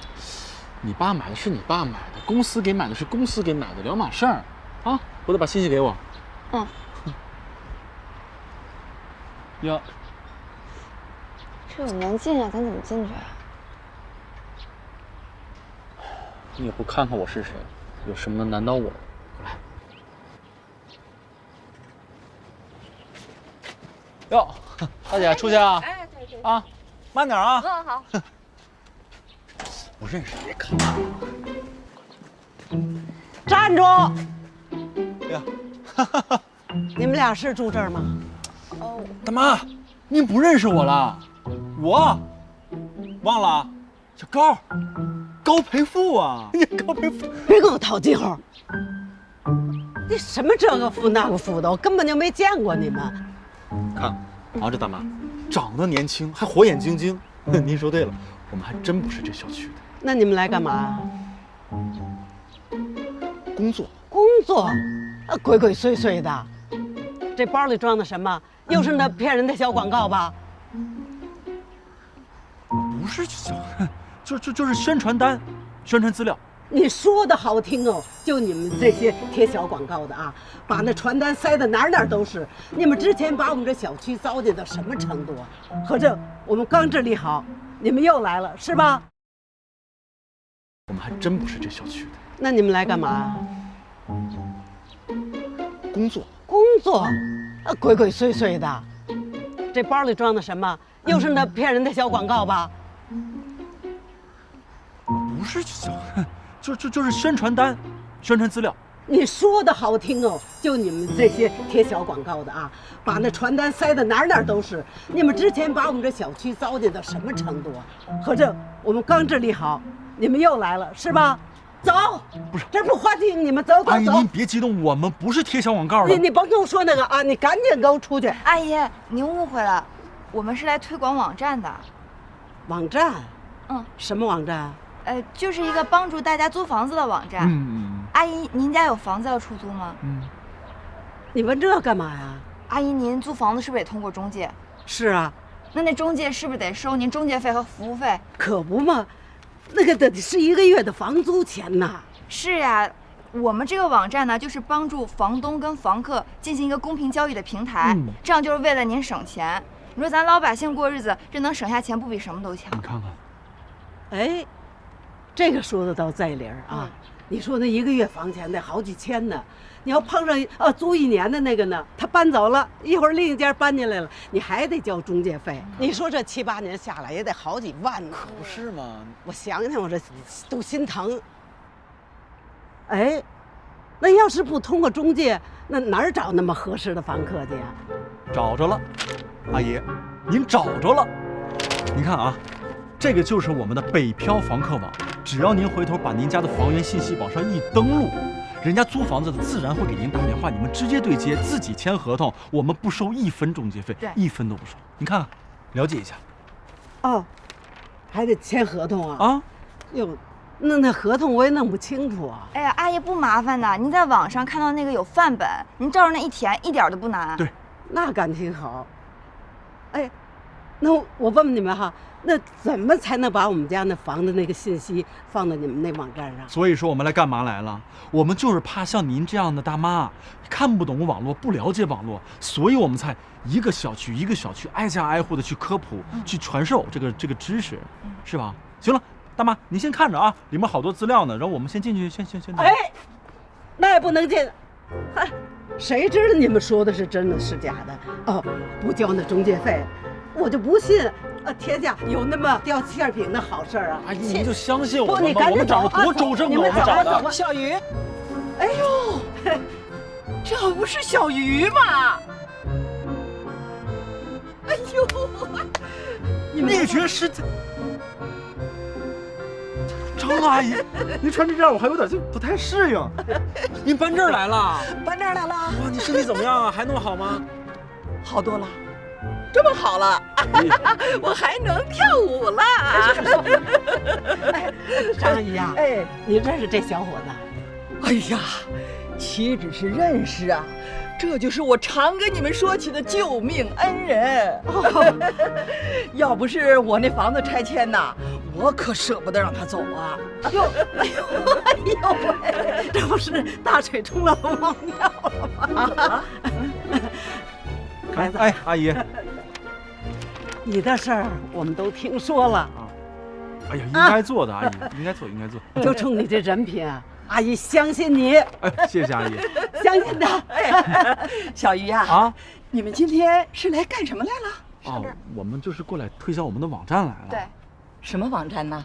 啊，他张阿姨就是说啊，把咱们的房子的信息呢放到他们那网站上，他们替咱们出租，就不经过那中介了，还不交中介费。那不是太好了！我们那舞蹈队呀，有好几个老姐们儿，正好要往外租房子呢，不找中介了，就找你们了。伙了，你就相信我阿姨。走，我现在就带你见见他们去。那我能进小区了？当然能，是吧？谢谢阿姨啊。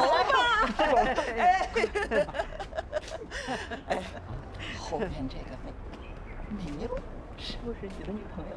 哎呦，我哪有那福气？也不知道周爷他们现在怎么样了。他呀，对于跟人打交道的事情一点都不擅长。你放心吧，杨子在呢。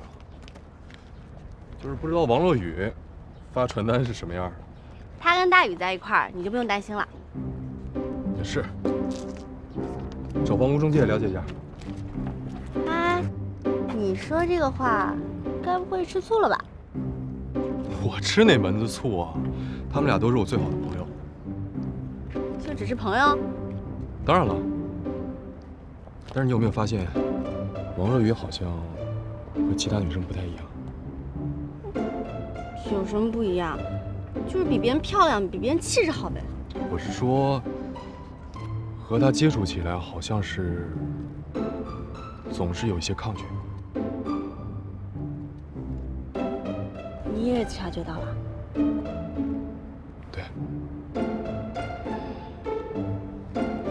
其实吧，若雨她这里有点问题。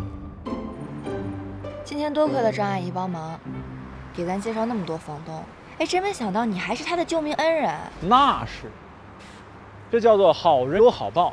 现在知道我是那种人了吧？说你胖，你还喘上了。谁叫你之前居心叵测怀疑我的？今天累了吧？累倒是不累，就是说了一天话有点渴。在这等着啊，买瓶水去。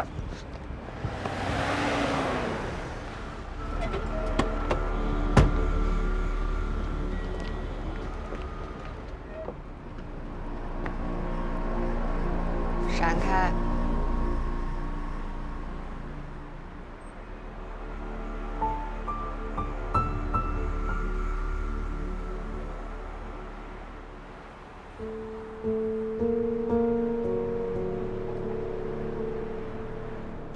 他有心脏病？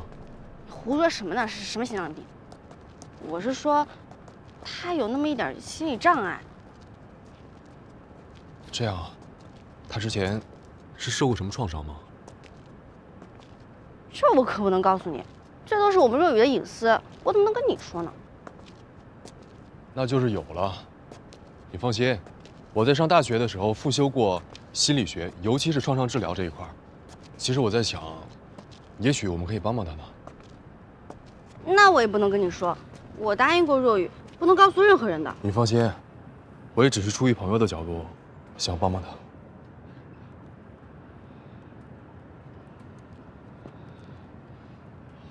那行吧。其实吧，这件事儿，我也特别想要帮助若雨。若雨她，就是一直都有一个心结。什么心结？所以她拒绝恋爱，拒绝婚姻，也拒绝和一切异性发生超越友谊的情感。这是为什么？这就说来话长了，反正啊，都是因为那个老男人。能不能别缠着我了？我不想见到你。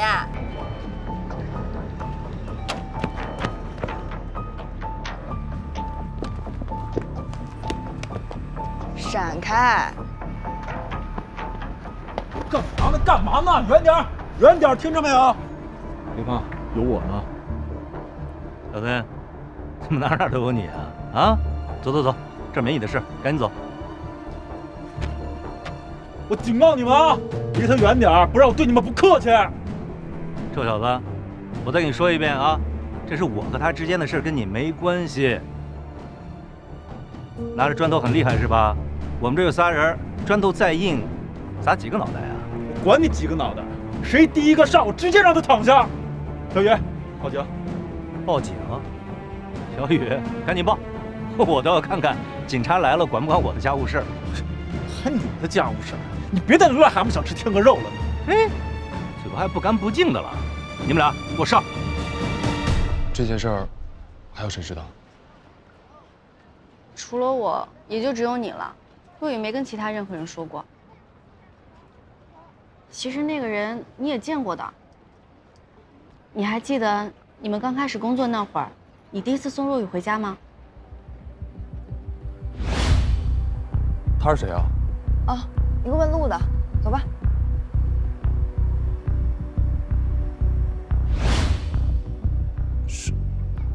是他呀？那他们之间到底发生了什么事情？怎么着，臭小子，现在知道谁厉害了吧？啊，谁厉害？你不就仗着人多吗你？有本事单挑！起来，都给我起来！这事儿跟他没关系，有什么话咱俩单说。好，单说。单说什么呀，小雨？你疯了吗你？啊，你这么年轻，你能不能不要自暴自弃？你要是有困难的话，你跟我说，我帮你。你看看他这样，他这岁数都当你爸了。什么叫快能当他爸了？我就是他爸爸。你这，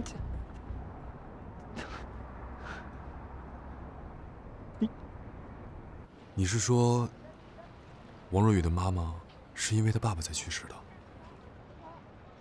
可以这么说吧。若雨那个时候也就只有5岁。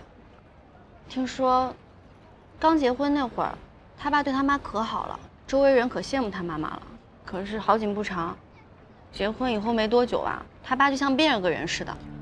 每天晚上，他爸都喝得酩酊大醉才回来，而且还耍酒疯。每天回着拉伤这脸干什么啊？我挣那么多钱给你有什么不满啊？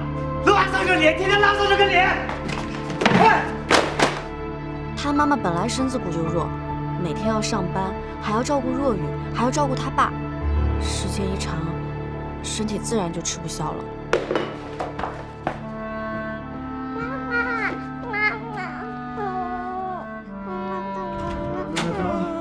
一回，你妈怎么了？哎，你妈怎么了？后来发现他妈妈的时候已经太晚了，医生赶到的时候，人就已经不行了。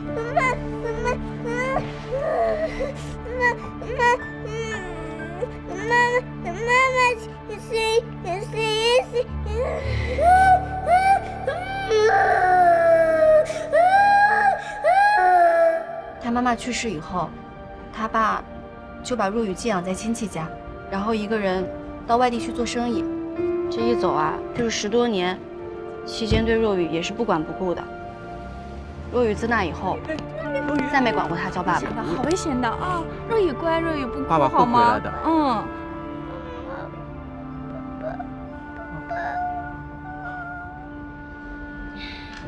再后来呢，他爸功成名就又回来找他了，但是若雨始终都不肯原谅他爸。小时候的事情对他伤害太大了，他就一直都觉得男人结婚前、结婚后，甚至追到手和没追到手，都是完全不一样的。所以她才会担心嫁给一个不负责任的男人，于是不再相信爱情和婚姻，只和男生保持普通朋友的关系。其实我都已经劝过他好多回了，但是他始终坚信，只要他再前进一步，就一定会受到伤害。他那层看似坚毅的外壳，都是因为小时候寄人篱下，为了保护自己，硬伪装出来的。这样。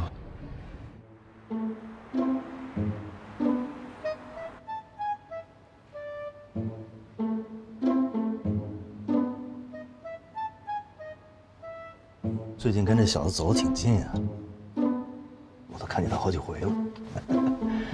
人不错，就是笨点儿。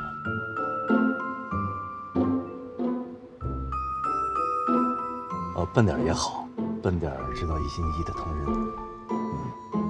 瞧刚才那架势，真的是打算为你拼命啊！就没打算更进一步吗？如果你今天来是找我说这个的，对不起啊，让您失望了。我跟他就是普通朋友，我这辈子都不会结婚谈恋爱的。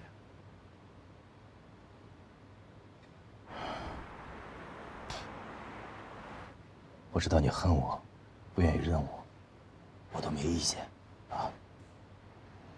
不过也没有必要因为我就耽误自己的青春，是不是？我对不起你的妈妈，更对不起你。不过爸爸以前努力的工作，拼命的挣钱，也不是为了自己，都是为了你，还有我们这个家啊。没有妈妈，没有爸爸，哪儿来的家呀？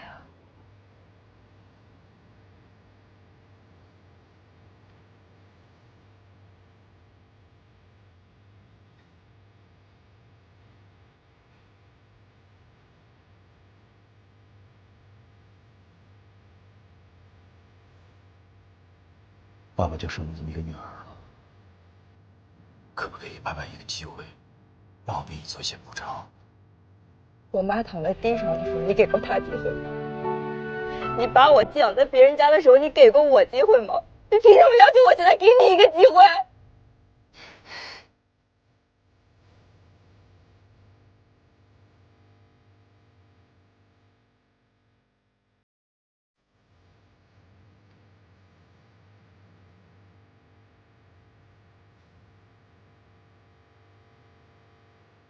不是爸爸不好。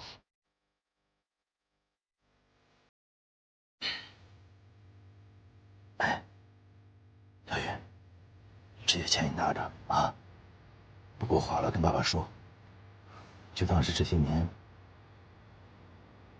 爸爸给你的补偿。你还是没变，哈？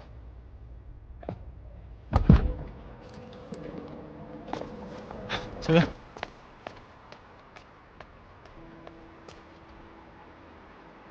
啊。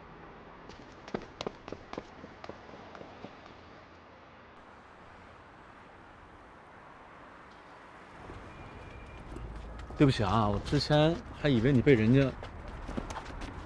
我警告你，如果你要敢把今天的事说出去，我就揍死我，使劲揍我！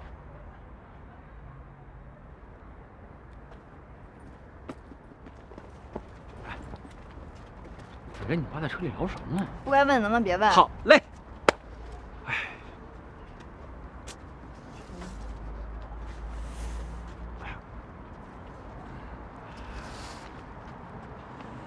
刚才谢谢你啊。这有什么好谢的呀？我也没帮上什么忙。不过，我感觉你肯定跟家里发生了什么不开心的事儿。算了，你不愿意说就不说吧。那个，不过将来你有需要找倾听者的话，你就找我，我是那个最好的选择。你就找我就行。我挺厉害的，我跟你说我。哎，廖回来了，回来了。啊，大云，你怎么身上脏兮兮的？你俩干嘛去了？啊？我就摔了一下。对，那边修路他就摔了一下。对，哎，今天成绩怎么样了？这不是有老大在吗？你们还不放心？不仅原定的任务全部完成，还超过了20%呢。棒棒的。哎，你们呢？计划翻番。怎么做到的？还不是有这个活宝在。可以啊，你们大鱼，给我传授经验，告诉我怎么做的。还记得那个灭绝师太吗？边走我边跟你聊。快上！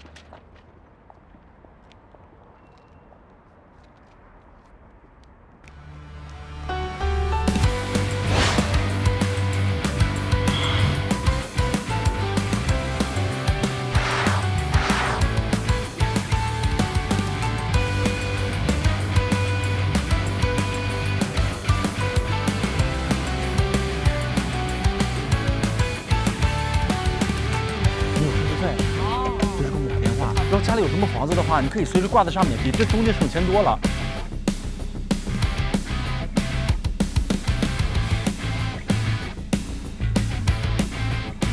过来看，中间是免中介费的，有事随时打着你们的电话啊。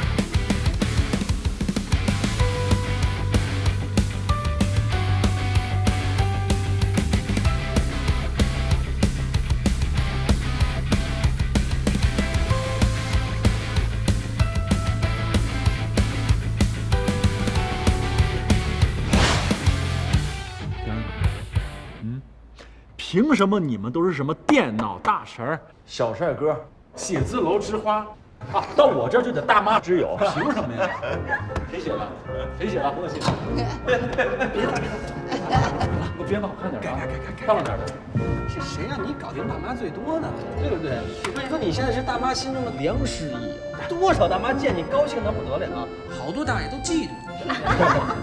我揭发啊，杨新伟利用职务之便，让大爷给他介绍对象。没。哎，行了，说个正事儿吧。这1个月的结果怎么样？周岩，上数据。哦，这个月咱们的注册量呢，比上个月增加了979%，相当于翻了近10倍。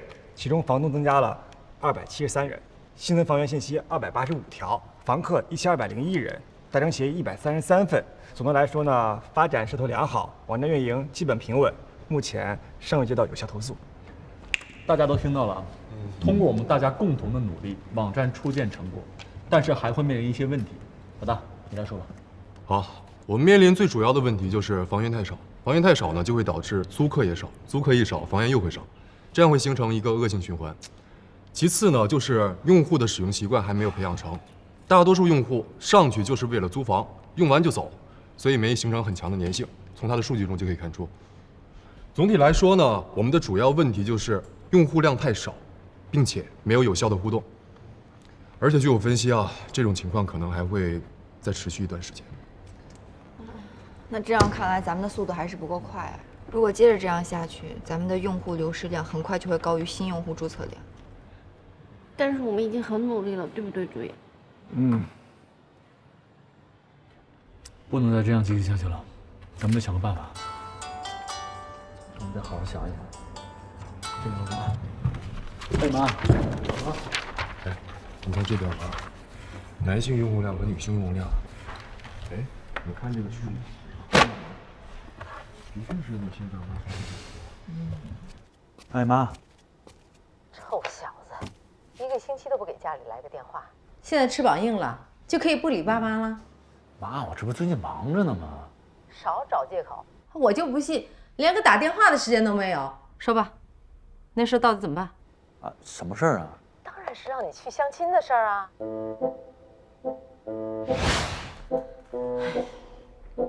别人家的孩子一听说父母帮着介绍对象，恨不得立马就跑过去见一面。你可倒好，随随便便就把我们打发了。这别人家的孩子跟我有什么关系啊？从小到大我就烦别人家的孩子，怎么哪儿都有他的事儿啊？再说了，人家不都说孩子是自己家的好，媳妇是别人家的好？你还有脸提媳妇儿？当初太真是怎么对你的啊？你可倒好，现在人家爸爸已经成了副市长了，咱们怎么去跟人家攀交情啊？早就跟你说了，让你跟这些好孩子多接触，可你就是不听。我就问你，那相亲你到底去还是不去？我不去。你，哎呦，我真是跟你没法说了。老头子，啊，过来，你跟他说，不是，这跟我没关系啊。你是他爸，哎，别废话，过来。哎，儿子。哎，爸，你说我妈这干嘛呀？你妈说的对呀。哎呀，我不是让你跟你说这些，放狠话会不会往死里放？于鹏岳，你给我听好了，这个女孩子是你的妈妈千辛万苦费了9牛2虎之力托人介绍的，而且她姑姑的外甥还是市工商局的副局长。你要是不去，那就别进这个家门了啊！进一次打断你的腿啊，回来一次打你一次，打到你听话为止。说话算话。你妈说了，她说话算话，听懂了吧？听懂我挂了。哎，这就挂了？这是说完了？我觉得这已经够狠了吧？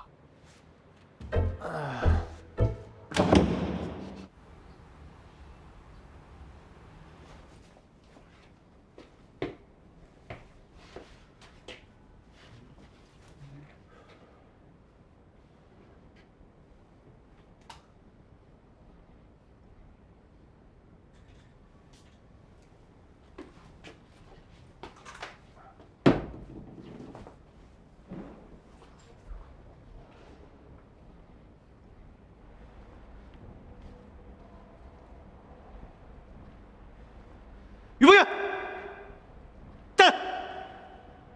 鬼鬼祟祟盯了你半天了啊！这小西裤、小皮鞋啊，小手表带的啊，你干什么去呀？啊，还喷香水儿？干嘛去啊？相亲去啊？嘘，真相亲去啊？闭嘴！给我100块钱，我当没看见你。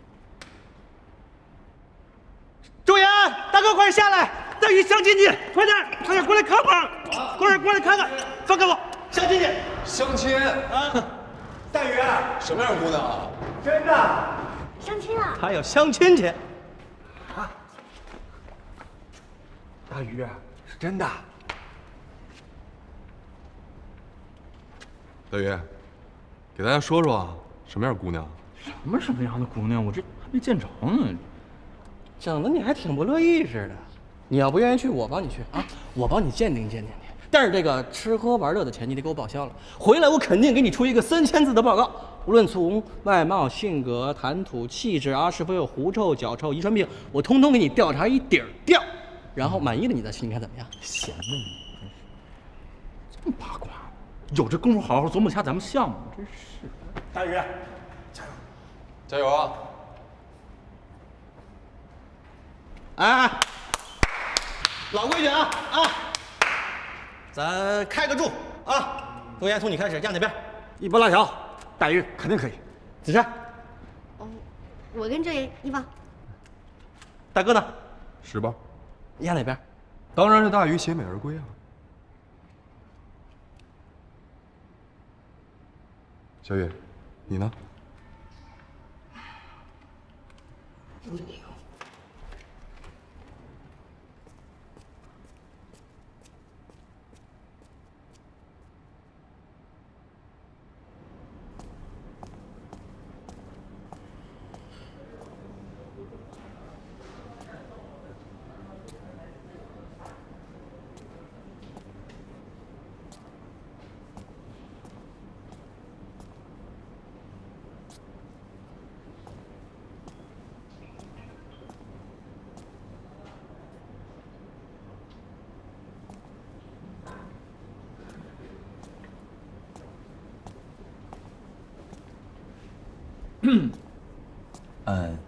你好，请问是庄文静小姐吗？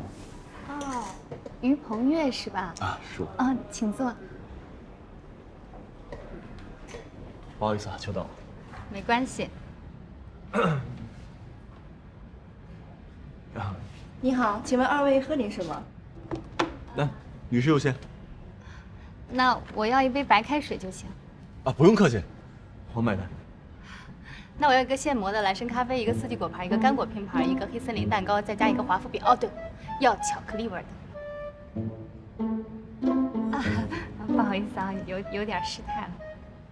没事。那先生要点什么？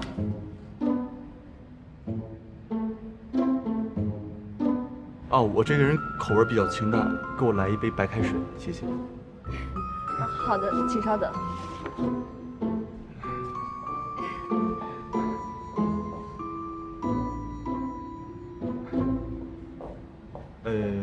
今天天气不错啊。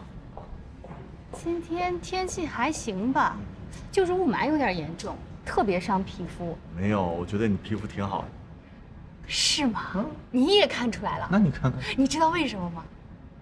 不知道。那是因为我用了一种产品，叫雷萨克斯的美容产品，它是专门针对这种雾霾天气，可以抵御外在的污染对皮肤的侵害，尤其是东亚地区。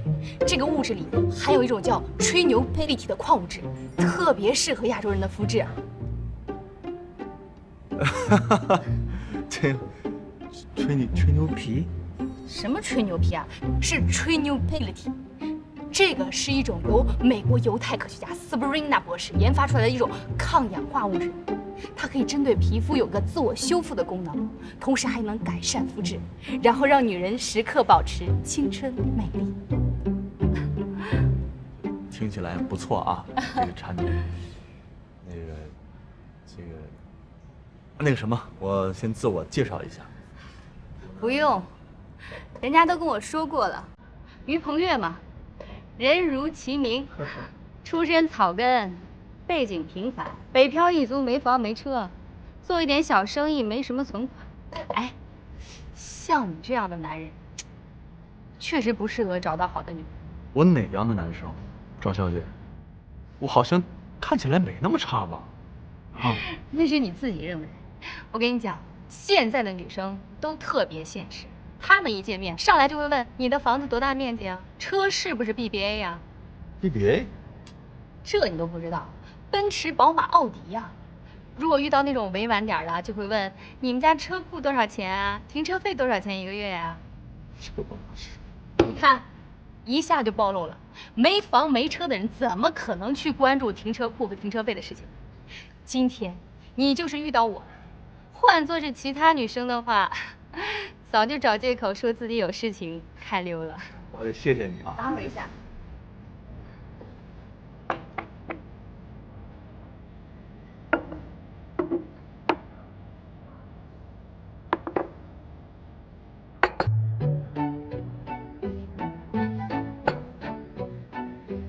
你好，你们的菜上齐了。好，谢谢啊。谢谢，请慢用。哎，吃，别客气，别客气。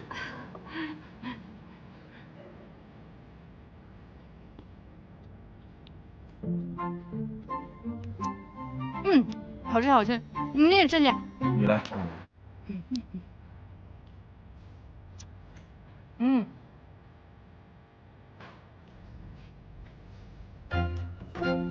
我尝一口吧。哎呀，你这个大鱼怎么还不来呀？我们等他这么久了。别着急呀，这陌生男女第一次见面，要是瞧对眼了，那且得聊一阵儿。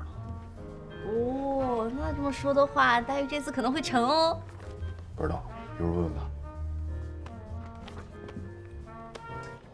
你就不关心你未来男朋友的经济条件？也不是不关心，是我有信心能够帮他扭转过来，你知道吗？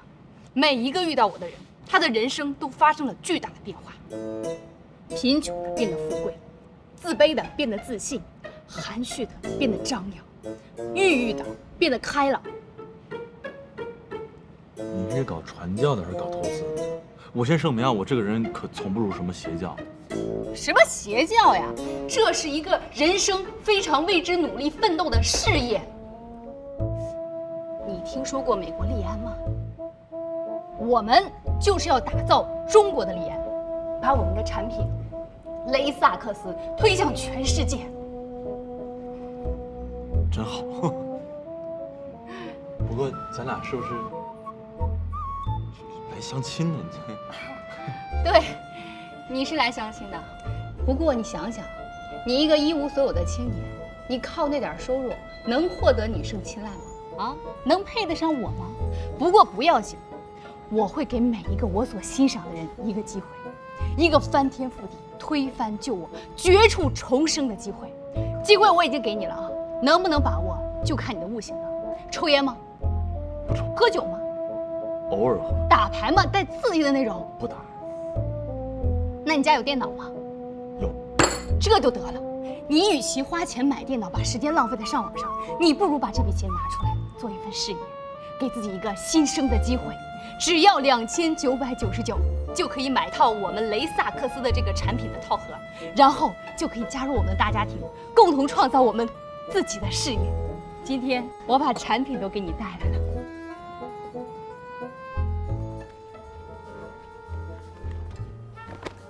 这都几点了？别等他了，咱们先吃吧。再等会儿吧，都等这么长时间了，也不差这一会儿。哦，对，再等会儿。这个是720度保湿深层磨砂洁面乳，哎，这款就是我跟你说的那个富含 Trinupility 这几款。哎，你有没有听我在说啊？哎，你有没有在听啊？有听，太神奇了，太神奇了！这个套盒原价3999，今天2999，看在介绍人的份上，你就拿走。你说，你的人生遇到我，是不是一次重大的转折？转了。哎，庄小姐，你说我买这么一套的话，他们给你多少钱提成啊？什么提成啊，多难提呢？那叫事业推广费。我看咱俩也挺有缘分的哈，我就给你多念叨几句。每卖出一个套盒，你就发展了一个客户；你每发展3个客户，你的级别就会向上升1级。你的客户如果再向下发展3个客户，你的级别又会向上升1级。然后每一个级别他拿的事业推广费都不一样，最低呢是6%，最高18%呢。哎呦，这么多呀！啊，那看您这架势，怎么着不也得是个皇冠经理？哟，懂行啊！不过我现在就是翡翠经理，不过没有关系，只要你的加入，我就有希望在不久的将来成为钻石经理中的一员。怎么样？现金还是刷卡啊？哎，支付宝也可以的。然后我这不太支持。行了，庄小姐，如果咱们俩是来相亲的，就别提什么雷萨克斯、吹牛逼类的之类的。如果你是拉人头搞下线的，那我奉劝你，咱俩还是别聊了，我还有事儿呢，跟我哥们儿吃饭啊，咱们俩改天再说。哎，是我没发现啊，我本来觉得你这人还不错，挺符合我的眼缘的啊。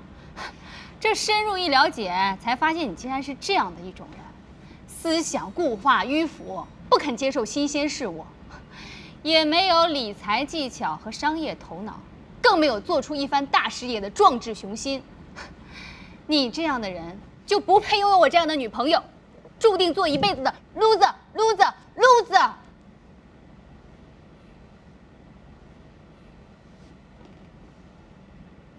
谢谢庄小姐的虚心指教，我一定痛改前非，努力研究您这种全世界最前沿的商业模式，还有超前科技，好好学习你们的吹牛技术，绝对不给祖国人民拖后腿。为了表达我能够接受你这种全新的事物、商业模式和理财技巧，我决定呢，用这种国际上最流行的结账方式 AA 制啊，谁点的谁买单。我告辞。哎，不是，你说你请客的呀？你这么多，多贵呀？来，我给你们讲个段子啊。要说这相亲啊，还真不一定是2个陌生男女。就拿我来说吧，我第一次相亲是我爸带着我去的，当时那场面那叫一个尴尬。你们猜我这相亲对象是谁？谁呀？是我小学的一个女同学。杨子，小学你就早恋，那忒早了吧你？我早熟不行啊。当时那场面那叫一个尴尬呀！这女孩带着她爸去的，我这一眼就认出她爸来了。哎呦，当时啊，我也不好意思说话呀。他爸跟我说话我就说话，他给我夹菜我就吃，他冲我笑我就嘿嘿嘿的笑。他爸当时就觉得，这小伙子不错，稳重啊，不爱说话。我当时心想了，叔啊，不是当初你拿着条子疙瘩追着我满操场跑的时候了，还信誓旦旦的说啊，就算全天下的男人都灭绝了，我也不会让我女儿跟你谈恋爱的。现在怎么着？乖乖的把女儿给我送回来了。乖乖的把谁送回来了？哟，大鱼，你可回来了啊！快说说怎么样了？快跟我说说啊，长得漂亮，我大姐。哎，我大姐，给她说说。怎么样？快说说。哪有那么多高分美女啊？哎，你们照照镜看看你这八卦是样了啊！让你们失望了，崩了。怎么会谈崩了呢？我跟你说啊，那女的就是一个被传销洗脑的偏执女青年，非逼着我买什么价值2999的叫什么蕴含了吹牛 plate 的什么元素的护肤套餐。哎，你知道那东西吗？是不是那个 Sabrina 博士研究那个吹牛 plate 的精华？哎，就那东西，你怎么知道啊？杨子，你认识那姑娘？我怎么能认识这样的姑娘呢？是我大爷，他当时被别人忽悠买过那么一套，还送了好多什么红皮、绿皮、小紫皮的，天天就说我要创业了，我要上市了，以后我要纳斯达克了啊，就跟神经病似的。哎，那女的跟他一模一样，一副不把我拉下水誓不罢休的样子。那后来呢？哪还有后来？我这不就坐在这儿了吗？我再坐在那儿，非被那女的吃破产了不行。哎呀，真没劲你，丁彩。就是。你觉得有劲？愿赌服输啊！回去把该叫的给我叫出来。不过话说回来，我这一路上在想，这女的说的话不无道理，还真让我看到了一丝希望。你不是吧，大鱼？你不会真的被那个女的给洗脑了，想把我们几个都发展成你的下线吧？我是那种能轻易被别人洗脑的人吗？我只是受他的启发，突然间想到一个宣传咱们公司的好方法。什么办法？对啊，先点菜，然后再说。喂。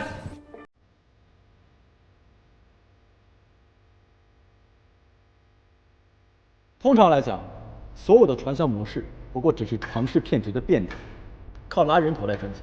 拉的人头越多，理论上挣的钱也就越多。但是人头数量终究有限，资金链早晚会有一天撑不住而断掉，而上面的人则会拿钱跑掉，下面的人则会全盘结束。比如某臭名昭著的阳光工程，如果按照他们的算法，第21个月全球70亿人将会成为千万富翁，可能吗？再拉人的话，只能是外星人。这我们都知道，所以你从这个中得到什么启发了吗？我打算做一个逆向推广，怎么逆向？反其道而行之。这么说吧，咱们组织一个活动，每拉一个人注册北漂房客网，那么这个拉人者就会成为新注册用户的上限。我准备抽取20个幸运儿，比如第1万、2万、3万，第20万个有效注册用户，每个人将会获得5000元的奖金，而这个人的上限则会获得2500元的奖金，上线的上限则会获得1250元的奖金，以此类推，越早注册，拉的人头数量越多，那么中奖率也就越大。那得花多少钱啊？根据数学公式计算，总奖金额应该无限趋近于20万。如果真能得到20万的新注册用户的话，那这20万的推广可太值了。行啊，大宇，参加个相亲你都能想出方案来，这要是让你参加个非诚勿扰，你不得把现场变成赢在中国呀？你们觉得行吗？我举双手赞成。挺不错的。既然大家都觉得没问题的话，那咱们赶紧行动起来，趁热打铁，来他个遍地开花！行啊，大宇，参加个相亲你都能想出方案来，这要是让你参加个非诚勿扰，你不得把现场变成赢在中国呀？你们觉得行吗？我举双手赞成。挺不错的。既然大家都觉得没问题的话，那咱们赶紧行动起来，趁热打铁，来他个遍地开花！租房上北漂，北漂幸运注册者将获得现金5000元奖金。哎，你们赶紧注册，赶紧发展下线呀，能中奖呢！哎，老姐妹们，别抢了，别抢了！我也有好消息告诉你们，北漂房客网啊，现在正在搞活动呢。哇，注册这个网站幸运者将获得现金5000元奖金，推荐人可以获得2500块钱奖金。北漂房客网，你看，我都中奖了。赶紧发展下线！哇，你上次想买一批屋不就可以买了吗？那肯定的呀！记住啊，北漂房客网，告诉你们的亲朋好友，然后让那亲朋好友呢再发给他们7大姑8大姨的，说不定谁呀就在里边中大奖呢。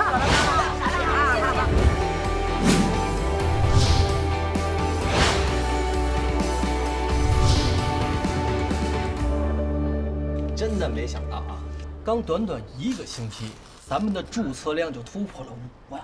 真的，祝贺你们！但也别高兴太早啊，只是一开始新鲜刺激，我们还得看后期以及未来的用户粘度。老大说的没错，现在的数字并不代表什么，而且有相当一部分人并不是我们的目标用户，而是冲着钱去的。其实很多事情开始发展的时候速度是挺快的，可是干着干着就变慢了，那个时候才是真正考验我们真正实力的时候。哎，我说大鱼，最近你怎么老跟老大一个鼻孔眼出气啊？也没见你们俩吵架，真是有点奇怪了哈。有什么好奇怪的？我们这叫殊途同归。虽然我们思考问题的方式与我们解决问题的方式不同，但是我们的目的是相同的，所以我们不会吵架。点个双击，么么哒。哎，大宇，那咱们接下来干嘛呀？接下来，我觉得是时候应该接触一些广告商和合作商了。而且你想，我们从酝酿到执行是有一段过程的，越早一天接触，越早一天缓解我们的经济压力。我们之前的投入已经不少了，再加上我们这次的投入的资金，剩下的钱已经非常大劲了。我不同意你的看法，我觉得这个阶段接触商家还为时尚早。第一，我们的用户量比较少，难以接触到优质的商家；第二，我们的人力比较少，如果分散了精力，很有可能会影响我们的推广工作；第三，我们用户的粘度比较低，如果这个时候接入广告，很有可能会产生反感的情绪。所以我觉得，虽然目前来说公司的钱比较吃紧，但我建议这事儿还是再拖一拖。我觉得你多虑了，真的。现在我们的用户虽然不多，但是我们网站的发展速度是有目共睹的。一些重要的客户，我们前期介入并且接触，我觉得是有必要进行的。至于你所说的用户粘度与认同，我们后期做一些市场调研，再做结论也不迟。而且话说回来，我们只是接触而已，又不是马上启动，着急什么呢？在网站的运营初期，人员的调配方向直接影响了网站的运行速度。我不希望因小失大，咱们为了回收利益而影响了网站的发展趋势。就像这火锅一样，只有大火猛烧才能让这个水滚开。关键时刻釜底抽薪，可能这锅永远也开不了。这怎么能是釜底抽薪呢？这就是发挥余热而已。一边烧开水，哎，一边烤土豆，等水烧开了，土豆也烤熟了，两全其美，没问题。我觉得你这是强词夺理。其实，打住！这刚夸完你们俩不吵架，怎么又吵起来了？怎么玩着玩着还扬沙子了呢？能不能给我个面子啊？今天是咱们的庆功宴，刚才这边翻过去了，都忘了啊！我跟你们说，没有任何一件事情是一顿火锅解决不了的，对不对？来，我提一个，为了咱们美好的明天，咱们走一个，来，干杯！大鱼，好的，大鱼，来，大鱼，来，干了。哎。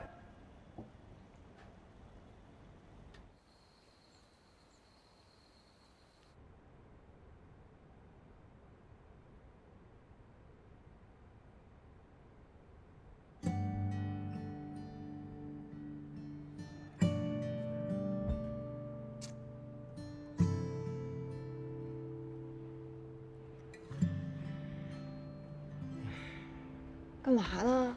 啊？这么晚了不睡？没干嘛，你赶紧睡吧。看什么呢？没看什么？骗鬼呢你！我上网。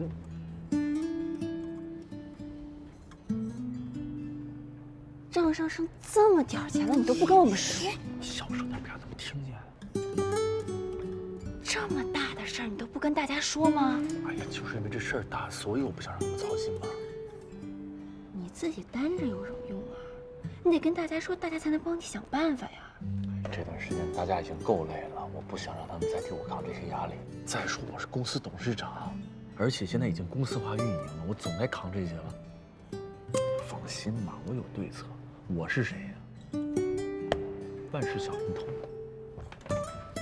哎，千万别跟他们说，不好意思。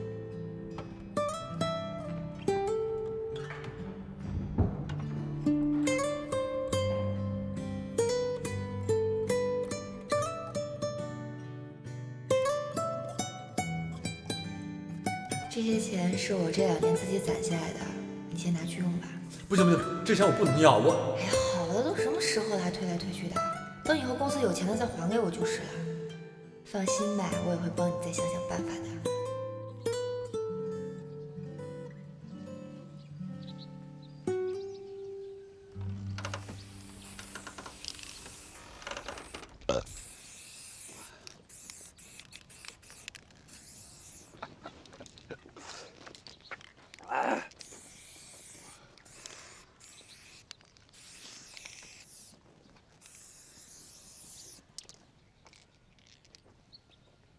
你坏死了啊！把人家带到这里，你就不怕被你老婆知道了？他出差了，啊不，他又不是我老婆，你担心什么呀？对不对？我告诉你啊，你以后真的就跟着我吧，好不好？啊！坏死了！我有什么？这真是男不坏女。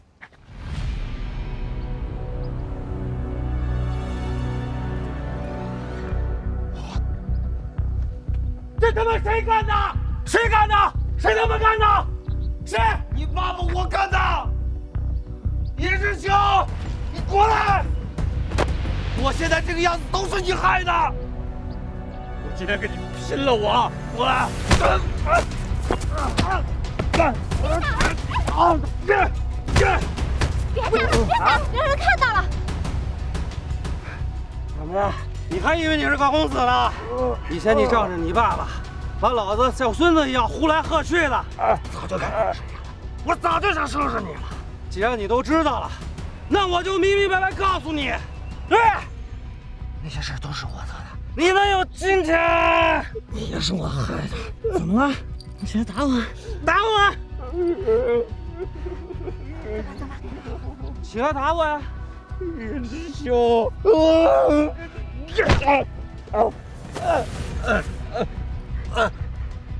还想爬起来？你做梦吧！我告诉你，高氏集团没了，你爹死了！高氏集团没了，你爹死了！你就是个草包，下次再不长眼，我就废了你！今天这顿打，就当是赔我修车钱。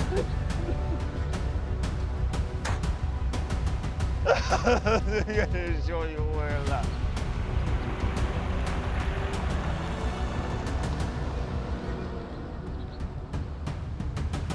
早知现在何必当初啊！啊！哎呀，真是风水轮流转啊！没想到你高培富也有今天。叶知秋那种小人你都相信，你这叫什么？害人终害己，知道吗？永月，你别得意，我现在走背运，但我告诉你，瘦死骆驼比马大。行了吧你，别在这嘴硬了啊！你不撒泡尿照照你自己，都什么德行了？咱俩谁是骆驼谁是马呀？我嘴硬。你们公司什么样？你以为我不知道啊？没有钱，早晚都得死。我看你就是头驴，你再有钱也是一个蒙面拉磨不知东南西北的臭驴。瞧你的德行！要不是你爸，你不知道都死多少回了你。怎么生出你这么个东西，我都替你害臊。于双月，你说我行，你不能说我爸。你有什么权利说我爸？你们都说我爸，我爸怎么了？我爸是我最亲的人了，我爸走了，我都没爸了，你们还说他做错事？行了，差不多得了啊！大老爷们在地上哭什么哭？赶紧起来！你怎么别假惺惺的你？我跟你说，你跟他们叶知秋没什么区别，那都是落井下石、过河拆桥的小人。嘿，高培富，你把话给我说清楚了啊！谁落井下石啊？谁是小人啊？不是吗？啊，你就说上大学的时候，我仗势欺人，对我是坏人。那你呢？那些缺德事你干少了。我椅子上臭豆腐是你抹的啊？我洗发水你给我换成胶水了，是不是你干的？大半夜的你把我那车，我那4个轮胎给我换了4个9个圈，是不是你干的？是我干的，我承认还不行吗？但是我这人敢做敢当，但我请你不要把我跟叶知秋相提并论，对不对？我可不会干出那些落井下石、过河拆桥的事儿。你少给我提叶知秋，我跟他不共戴天。还有那个陈护生，那个老狐狸。哎，你说说，把你怎么了？跟你说得着吗我？哎，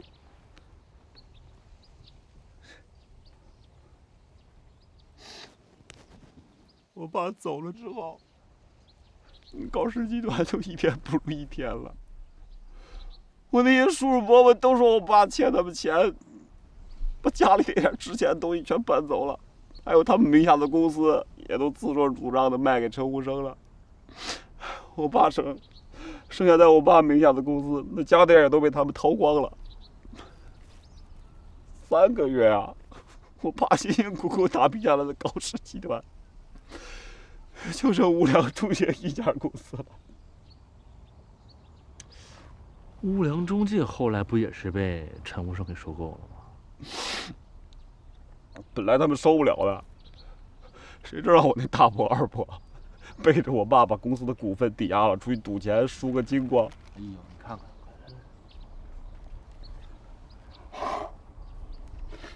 公司刚有点好转，那要债的人就来了，天天堵着门问我要钱。我哪有钱呢？那公司哪还有钱啊？我就把股份抵给人家了。后来我才知道，都是陈虎生提前就计划好的。我爸把他当那么好的朋友，你说，啊，他还假模假式的说留了个犄角旮旯的门店给我，说那是我爸的遗愿。后来我就拼死拼活干呐，我想我得把高氏集团最后这点希望我得保住啊，我很努力的，我天天起早贪黑的，我激励员工，谁知道业绩就不往上走啊，别说盈利了，我连房租都交不起了，就把店关了。今天早上公司老员工跟我说，就这些事儿都是叶知秋捣的鬼，他要把我赶尽杀绝啊！他笼络公司员工一起阴我今儿我找着他，本来我是想揍他，我是想报仇，我是想打他的，我太窝囊了我。我跟你说呀，对付他们这种人，你不能用蛮力，你得用脑子。用脑子？你有办法对付他们呀？有倒是有，不过君子报仇，10年不晚。10年？我哪等得了10年啊？大宇，要不然你帮帮我，我知道你肯定有主意，你肯定想好了，你帮帮我啊！我错了，我之前我做的那些事儿，我给你道歉行吗？我之后我给你当牛做马，我做什么都行，你帮帮我吗？你就帮帮我，你把我失去的东西帮我夺回来，你帮我捡起我的尊严，行不行？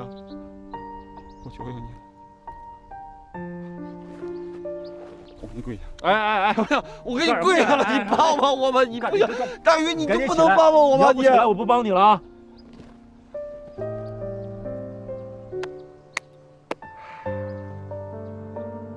你说你高培富，我真的，你自己照照镜看看你自己。就算咱俩的恩怨一笔勾销了，不过我现在也是泥菩萨过河，自身难保。公司现在穷的连工资都发不出来，我怎么帮你啊？你能帮，你肯定能帮。这样，我还有点钱，我都给你。只要你帮我，只要你答应我，我都给你，行吗？不是大宇，你是不是发烧了啊？你怎么开始说胡话了？我现在清醒得很啊。所以你真打算让高培富来咱们公司是吗？他高培富是谁？他是咱们的仇人，他之前怎么对咱们，你不是不知道吧？我跟你说，趁着他现在没有生计，不痛打落水狗，算对得起他的了。杨子说的对，你可怜他，作为同学想帮他一把没什么问题，但是不能因为可怜他就让他加入我们公司，成为我们中的一员吧。再说，高培富能帮上什么忙啊？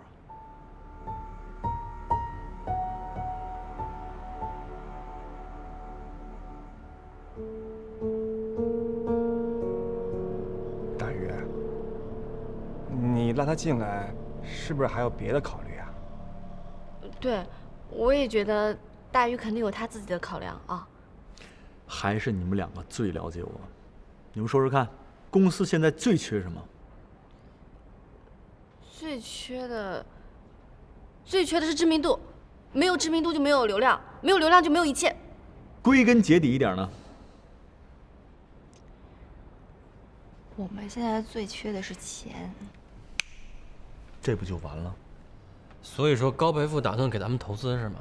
不多，50万。老爷子给留下的所有家底儿，全部投咱公司上。50万，那他打算占多少股份？1分不给，未来不参与公司任何决策。那他不会有什么阴谋在里面吧？没有阴谋，但是只有一个条件。什么条件？在适当的时候，帮他找回他失去的东西。什么东西啊？尊严。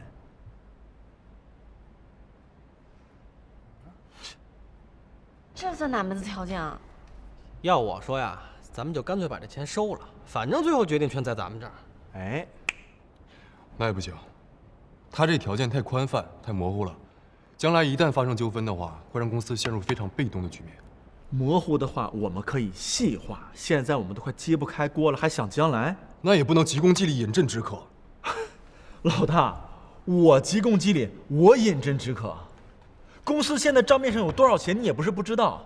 咱们吵了那么多回架，不都是因为资金问题吗？这不行，那不行。那行，你想个办法，你来解决。实在不行的话，其实我们可以考虑。你别吵了，别吵了。我觉得于鹏月说的有点道理，当然了，你的担心也有道理。要不这样吧，我先起草一份投资协议，在确保咱们公司利益的前提下，明确双方的权利跟义务。至于那个条件，我就先不写进去。那如果高培富看了还是愿意签这个协议，那我觉得咱们没有什么必要值得担心的，对吧？腾飞，你觉得呢？我觉得挺好。老大呢？老大觉得怎么样？老大要是不说话的话，我就当你同意了。老大同意，这事就这么定了。反正高培富呢，说实话也是咱同学一场啊，没那么大深仇大恨，人家也道歉了。大人不计小人过，啊！再说了，我叫高培富过来也不是图他那50万，我是看他身上确实有特长。他除了吃喝玩乐还能有什么特长？哎，谁说吃喝玩乐，他就不是特长？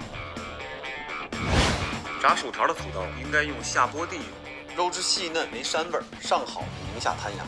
你们这根本不是原切牛排啊，有芝麻的浓香。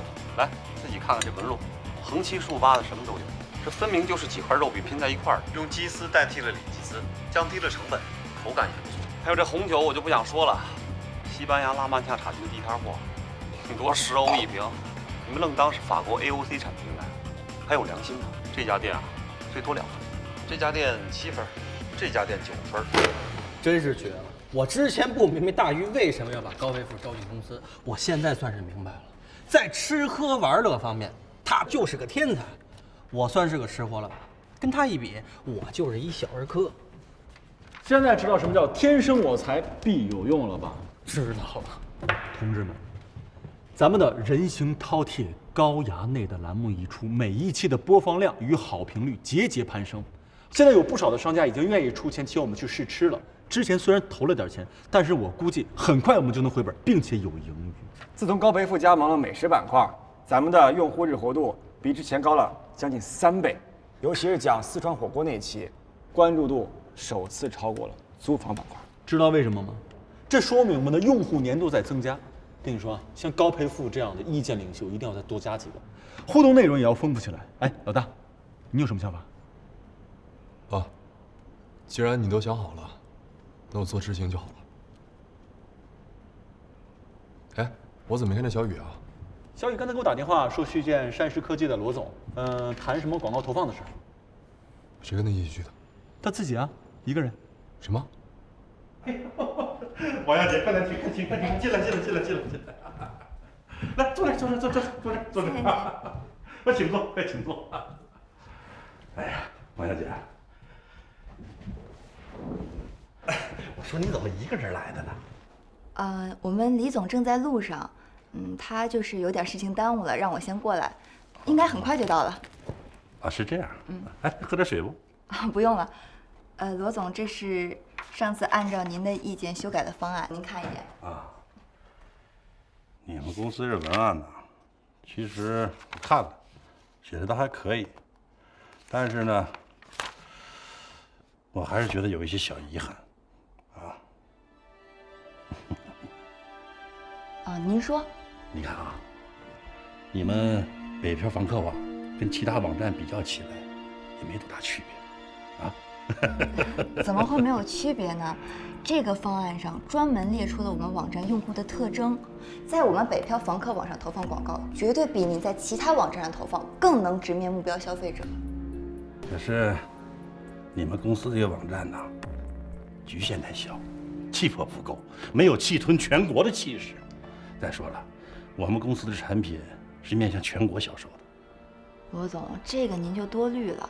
我们北漂房客网靠的就是市场细分，全国的市场它看似很大，但它也有很多陷阱啊。专精一有它一定的局限性，但它也能让我们做到最好最精。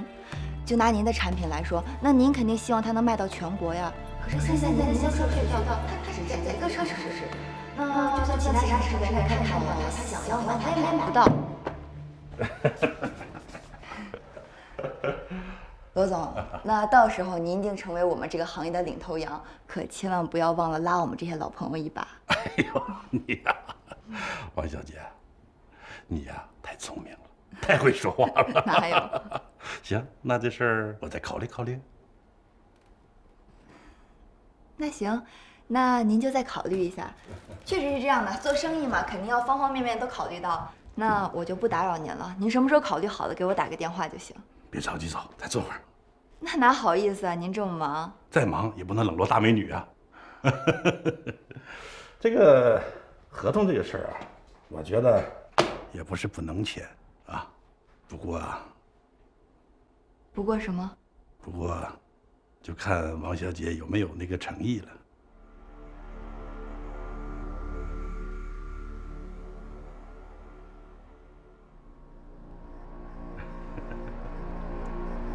我明白您说的诚意了，不过这几天我不是很方便，要不这样吧，下周怎么样？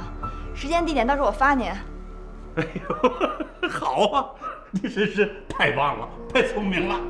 那行吧，就这样吧，也不打扰您了，咱下周见。好，王小姐，只要你我二人携起手来，一定能传来一段佳话。罗总，您过奖了，有什么事呢？咱下周再说，好吧？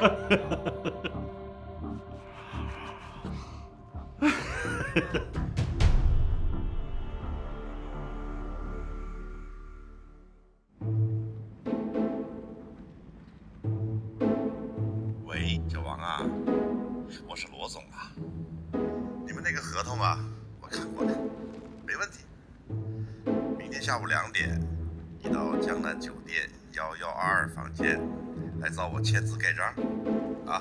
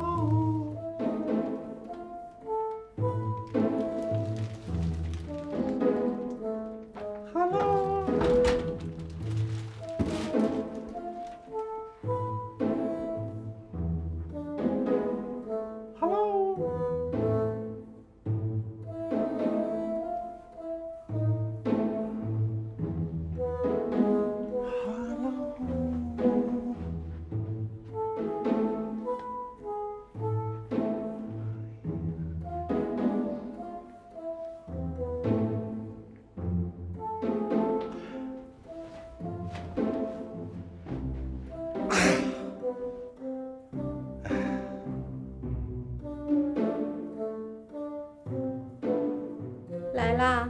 啊，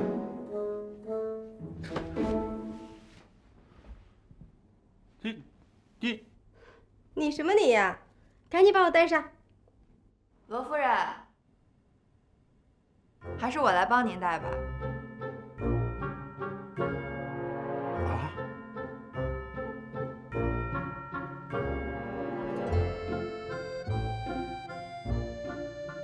罗夫人，这项链可真配您。算这死老鬼还有点良心，记得给我买生日礼物。王小姐，真的是太谢谢你了啊！罗夫人，您太客气了。您是不知道，罗总为了要给您挑一个满意的礼物，这把身边能问的朋友都问了个遍。结果正好呢，我有一个朋友是做珠宝生意的，这罗总就托我说给您买这条项链，听说还是意大利名家设计的。罗总就说一定得给您一个生日惊喜，是吧，罗总？是，惊喜啊，惊喜！这不这一年也没给他买过什么礼物，补偿。你看这罗总对您多好呀！我就听说这一个成功男人的背后一定有一个了不起的女人。罗总从当年白手起家到现在，这不用说，背后一定有您的功劳。您就是那个了不起的女人。王小姐，你真的是太会说话了。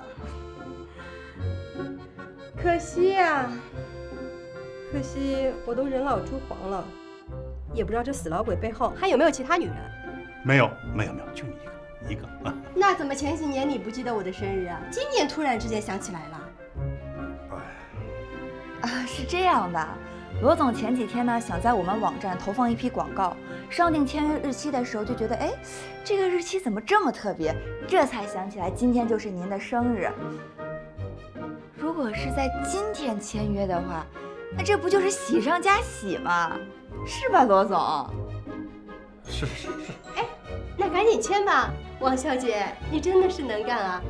将来一定会干出一番大事业的。多谢罗夫人夸奖，我这以后的工作呢，还得靠我们罗总多多支持才对。哎，客气，客气。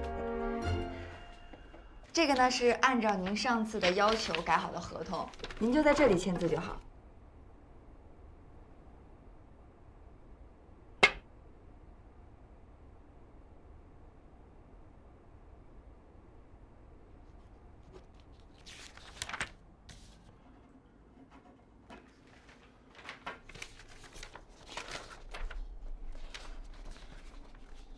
王小姐，你可真厉害呀，佩服，佩服啊！您过奖了，您忘了，这还是您给我的这次机会。那希望我们这次合作愉快。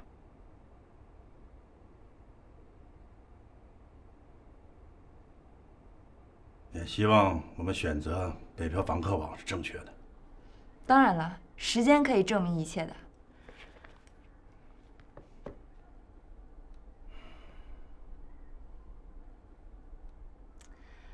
那我就不打扰二位了，我就先走了。好。哎，对了，罗夫人，我专门在餐厅为您订了一桌烛光晚餐，算是我的一点小小的心意。祝您生日快乐！谢谢你啊，王小姐。那就不打扰二位了，咱们下次再见。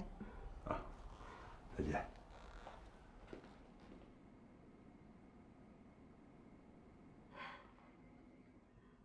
哈哈。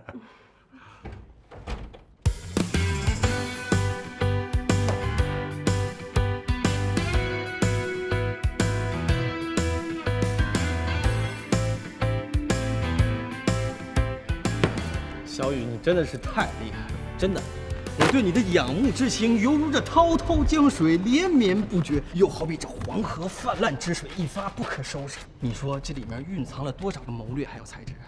瞒天过海，围魏救赵，借刀杀人，趁火打劫，声东击西，无中生有，暗度陈仓，欲擒故纵，假痴不癫啊，反客为主。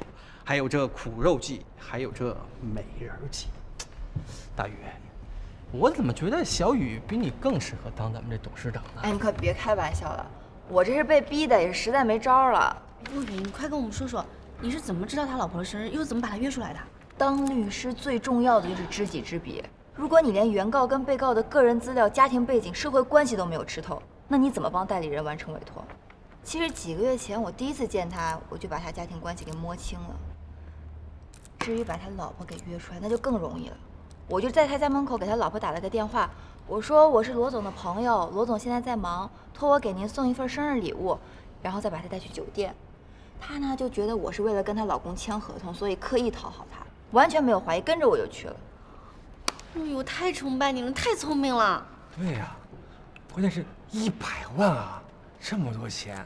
若雨，你真是女中豪杰。快别夸我了。没看咱们公司的董事长跟 CEO 一直臭着个脸。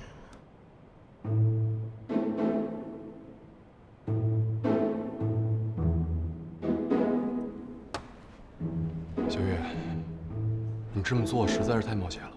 第一，是你个人安全的问题；第二，如果客户不理解你，恼羞成怒怎么办？第三，为什么提前不跟我们说？对吧？其实我理解小雨是怎么想的。第一呢，他是怕我们知道，不让他去，这个客户肯定就白费了。第二呢，他就在想，他对罗总那么了解，一定有信心拿下这一单。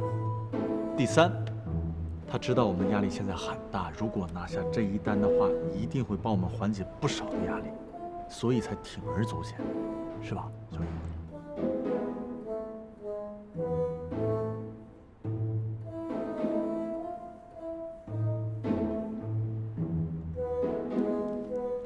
你这就是纵容，你越这么想，越可能会出事儿。她是一个女生，这大半夜的，万一坏人要是下迷药怎么办？万一有其他帮手怎么办？万一他……好了，你别说了，你再给人小雨吓着。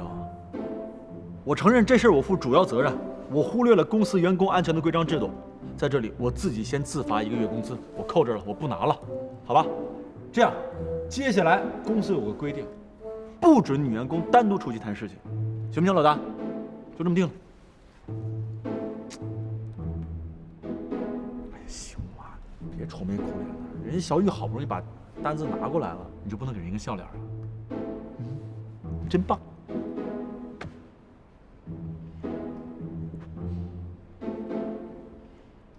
好吧，下不为例啊。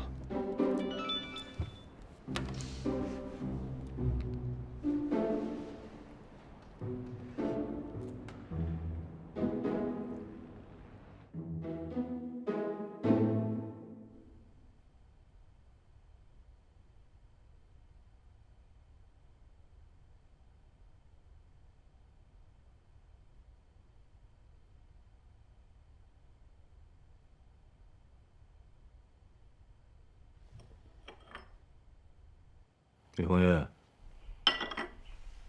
我听说你利用我们家小雨使美人计拉客户，有这事儿没？这事儿？叔，是这样啊，这事我真的不知道，但绝对没有使什么美人计。我也是才听小雨刚告诉我们的。哎，你怎么知道的呀？我怎么知道呢？你甭管，我就问你。凭什么让我们家小雨独自去见客户？这要出了什么事儿，谁负责？对，这事儿是我的不对。身为公司董事长，我已经自我检讨过了。还有就是扣了1个月工资，改变了我们公司的制度，今后绝对不会让女生一个人出去谈事儿。态度很诚恳。就冲你刚才没有推卸责任，我今天就饶了你。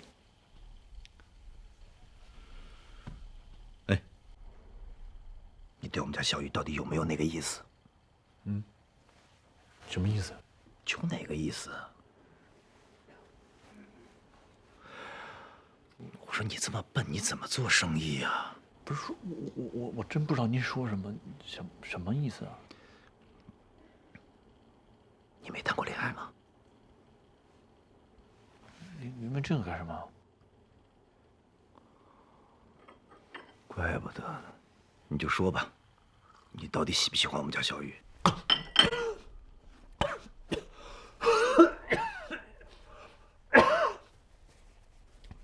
瞎说。我什么我呀？你一个男子汉大丈夫啊，喜欢就是喜欢，不喜欢就是不喜欢。你这么吞吞吐吐、犹犹豫豫的干什么？不是叔，这事儿我就没敢想过。现在开始想，你胆子不是挺大的吗？壮起胆子，现在开始想。你俩都认识这么长时间了，我的姑娘长得又这么好看，你就从来没有对她动过心？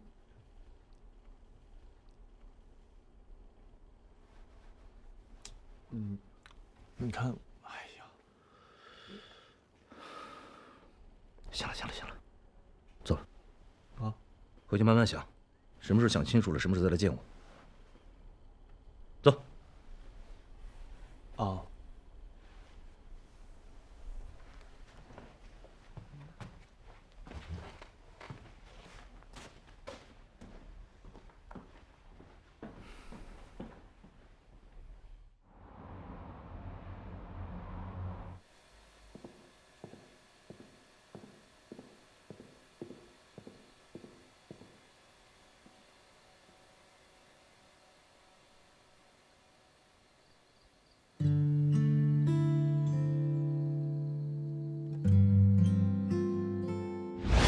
我是高氏集团的实习法律顾问，还有我们2个。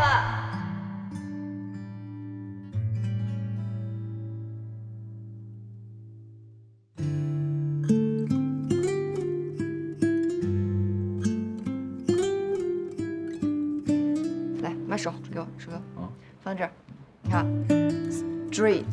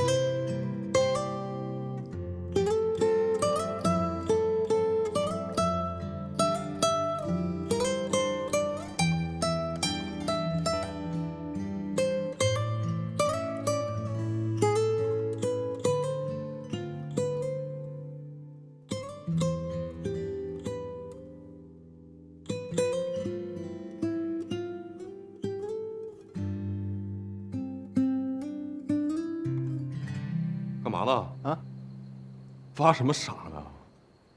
啊，没，我刚回来。啊。嗯。你干嘛呢？啊，我上厕所。啊，我也刚吃过。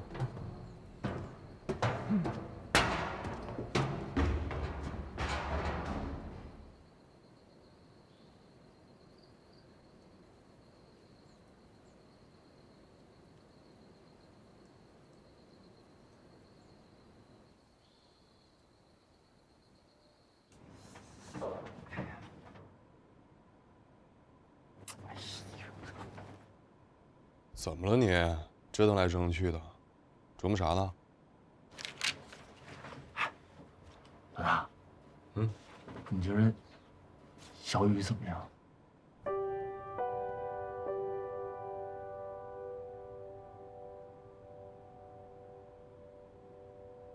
挺好的呀，为人正直，工作严谨，业务能力也很强，是一个很可靠的合作伙伴。哎呦，我不是说那方面。其他方面啊，人长得挺漂亮的，个性独立，挺有气质。除了有点小脾气，其他都挺好。真是，哎，老大，你觉得我们俩合适吗？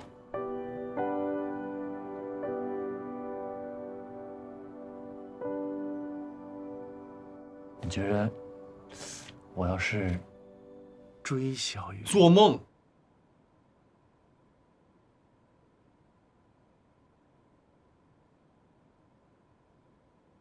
你以为这么好姑娘就你一人看见了？我当时在剧外的时候，追她的人海里去了，什么海归博士、名校的那些精英，追她的人一个个的排着队，不还是让她干净利落脆的给拒绝了吗？有什么了不起？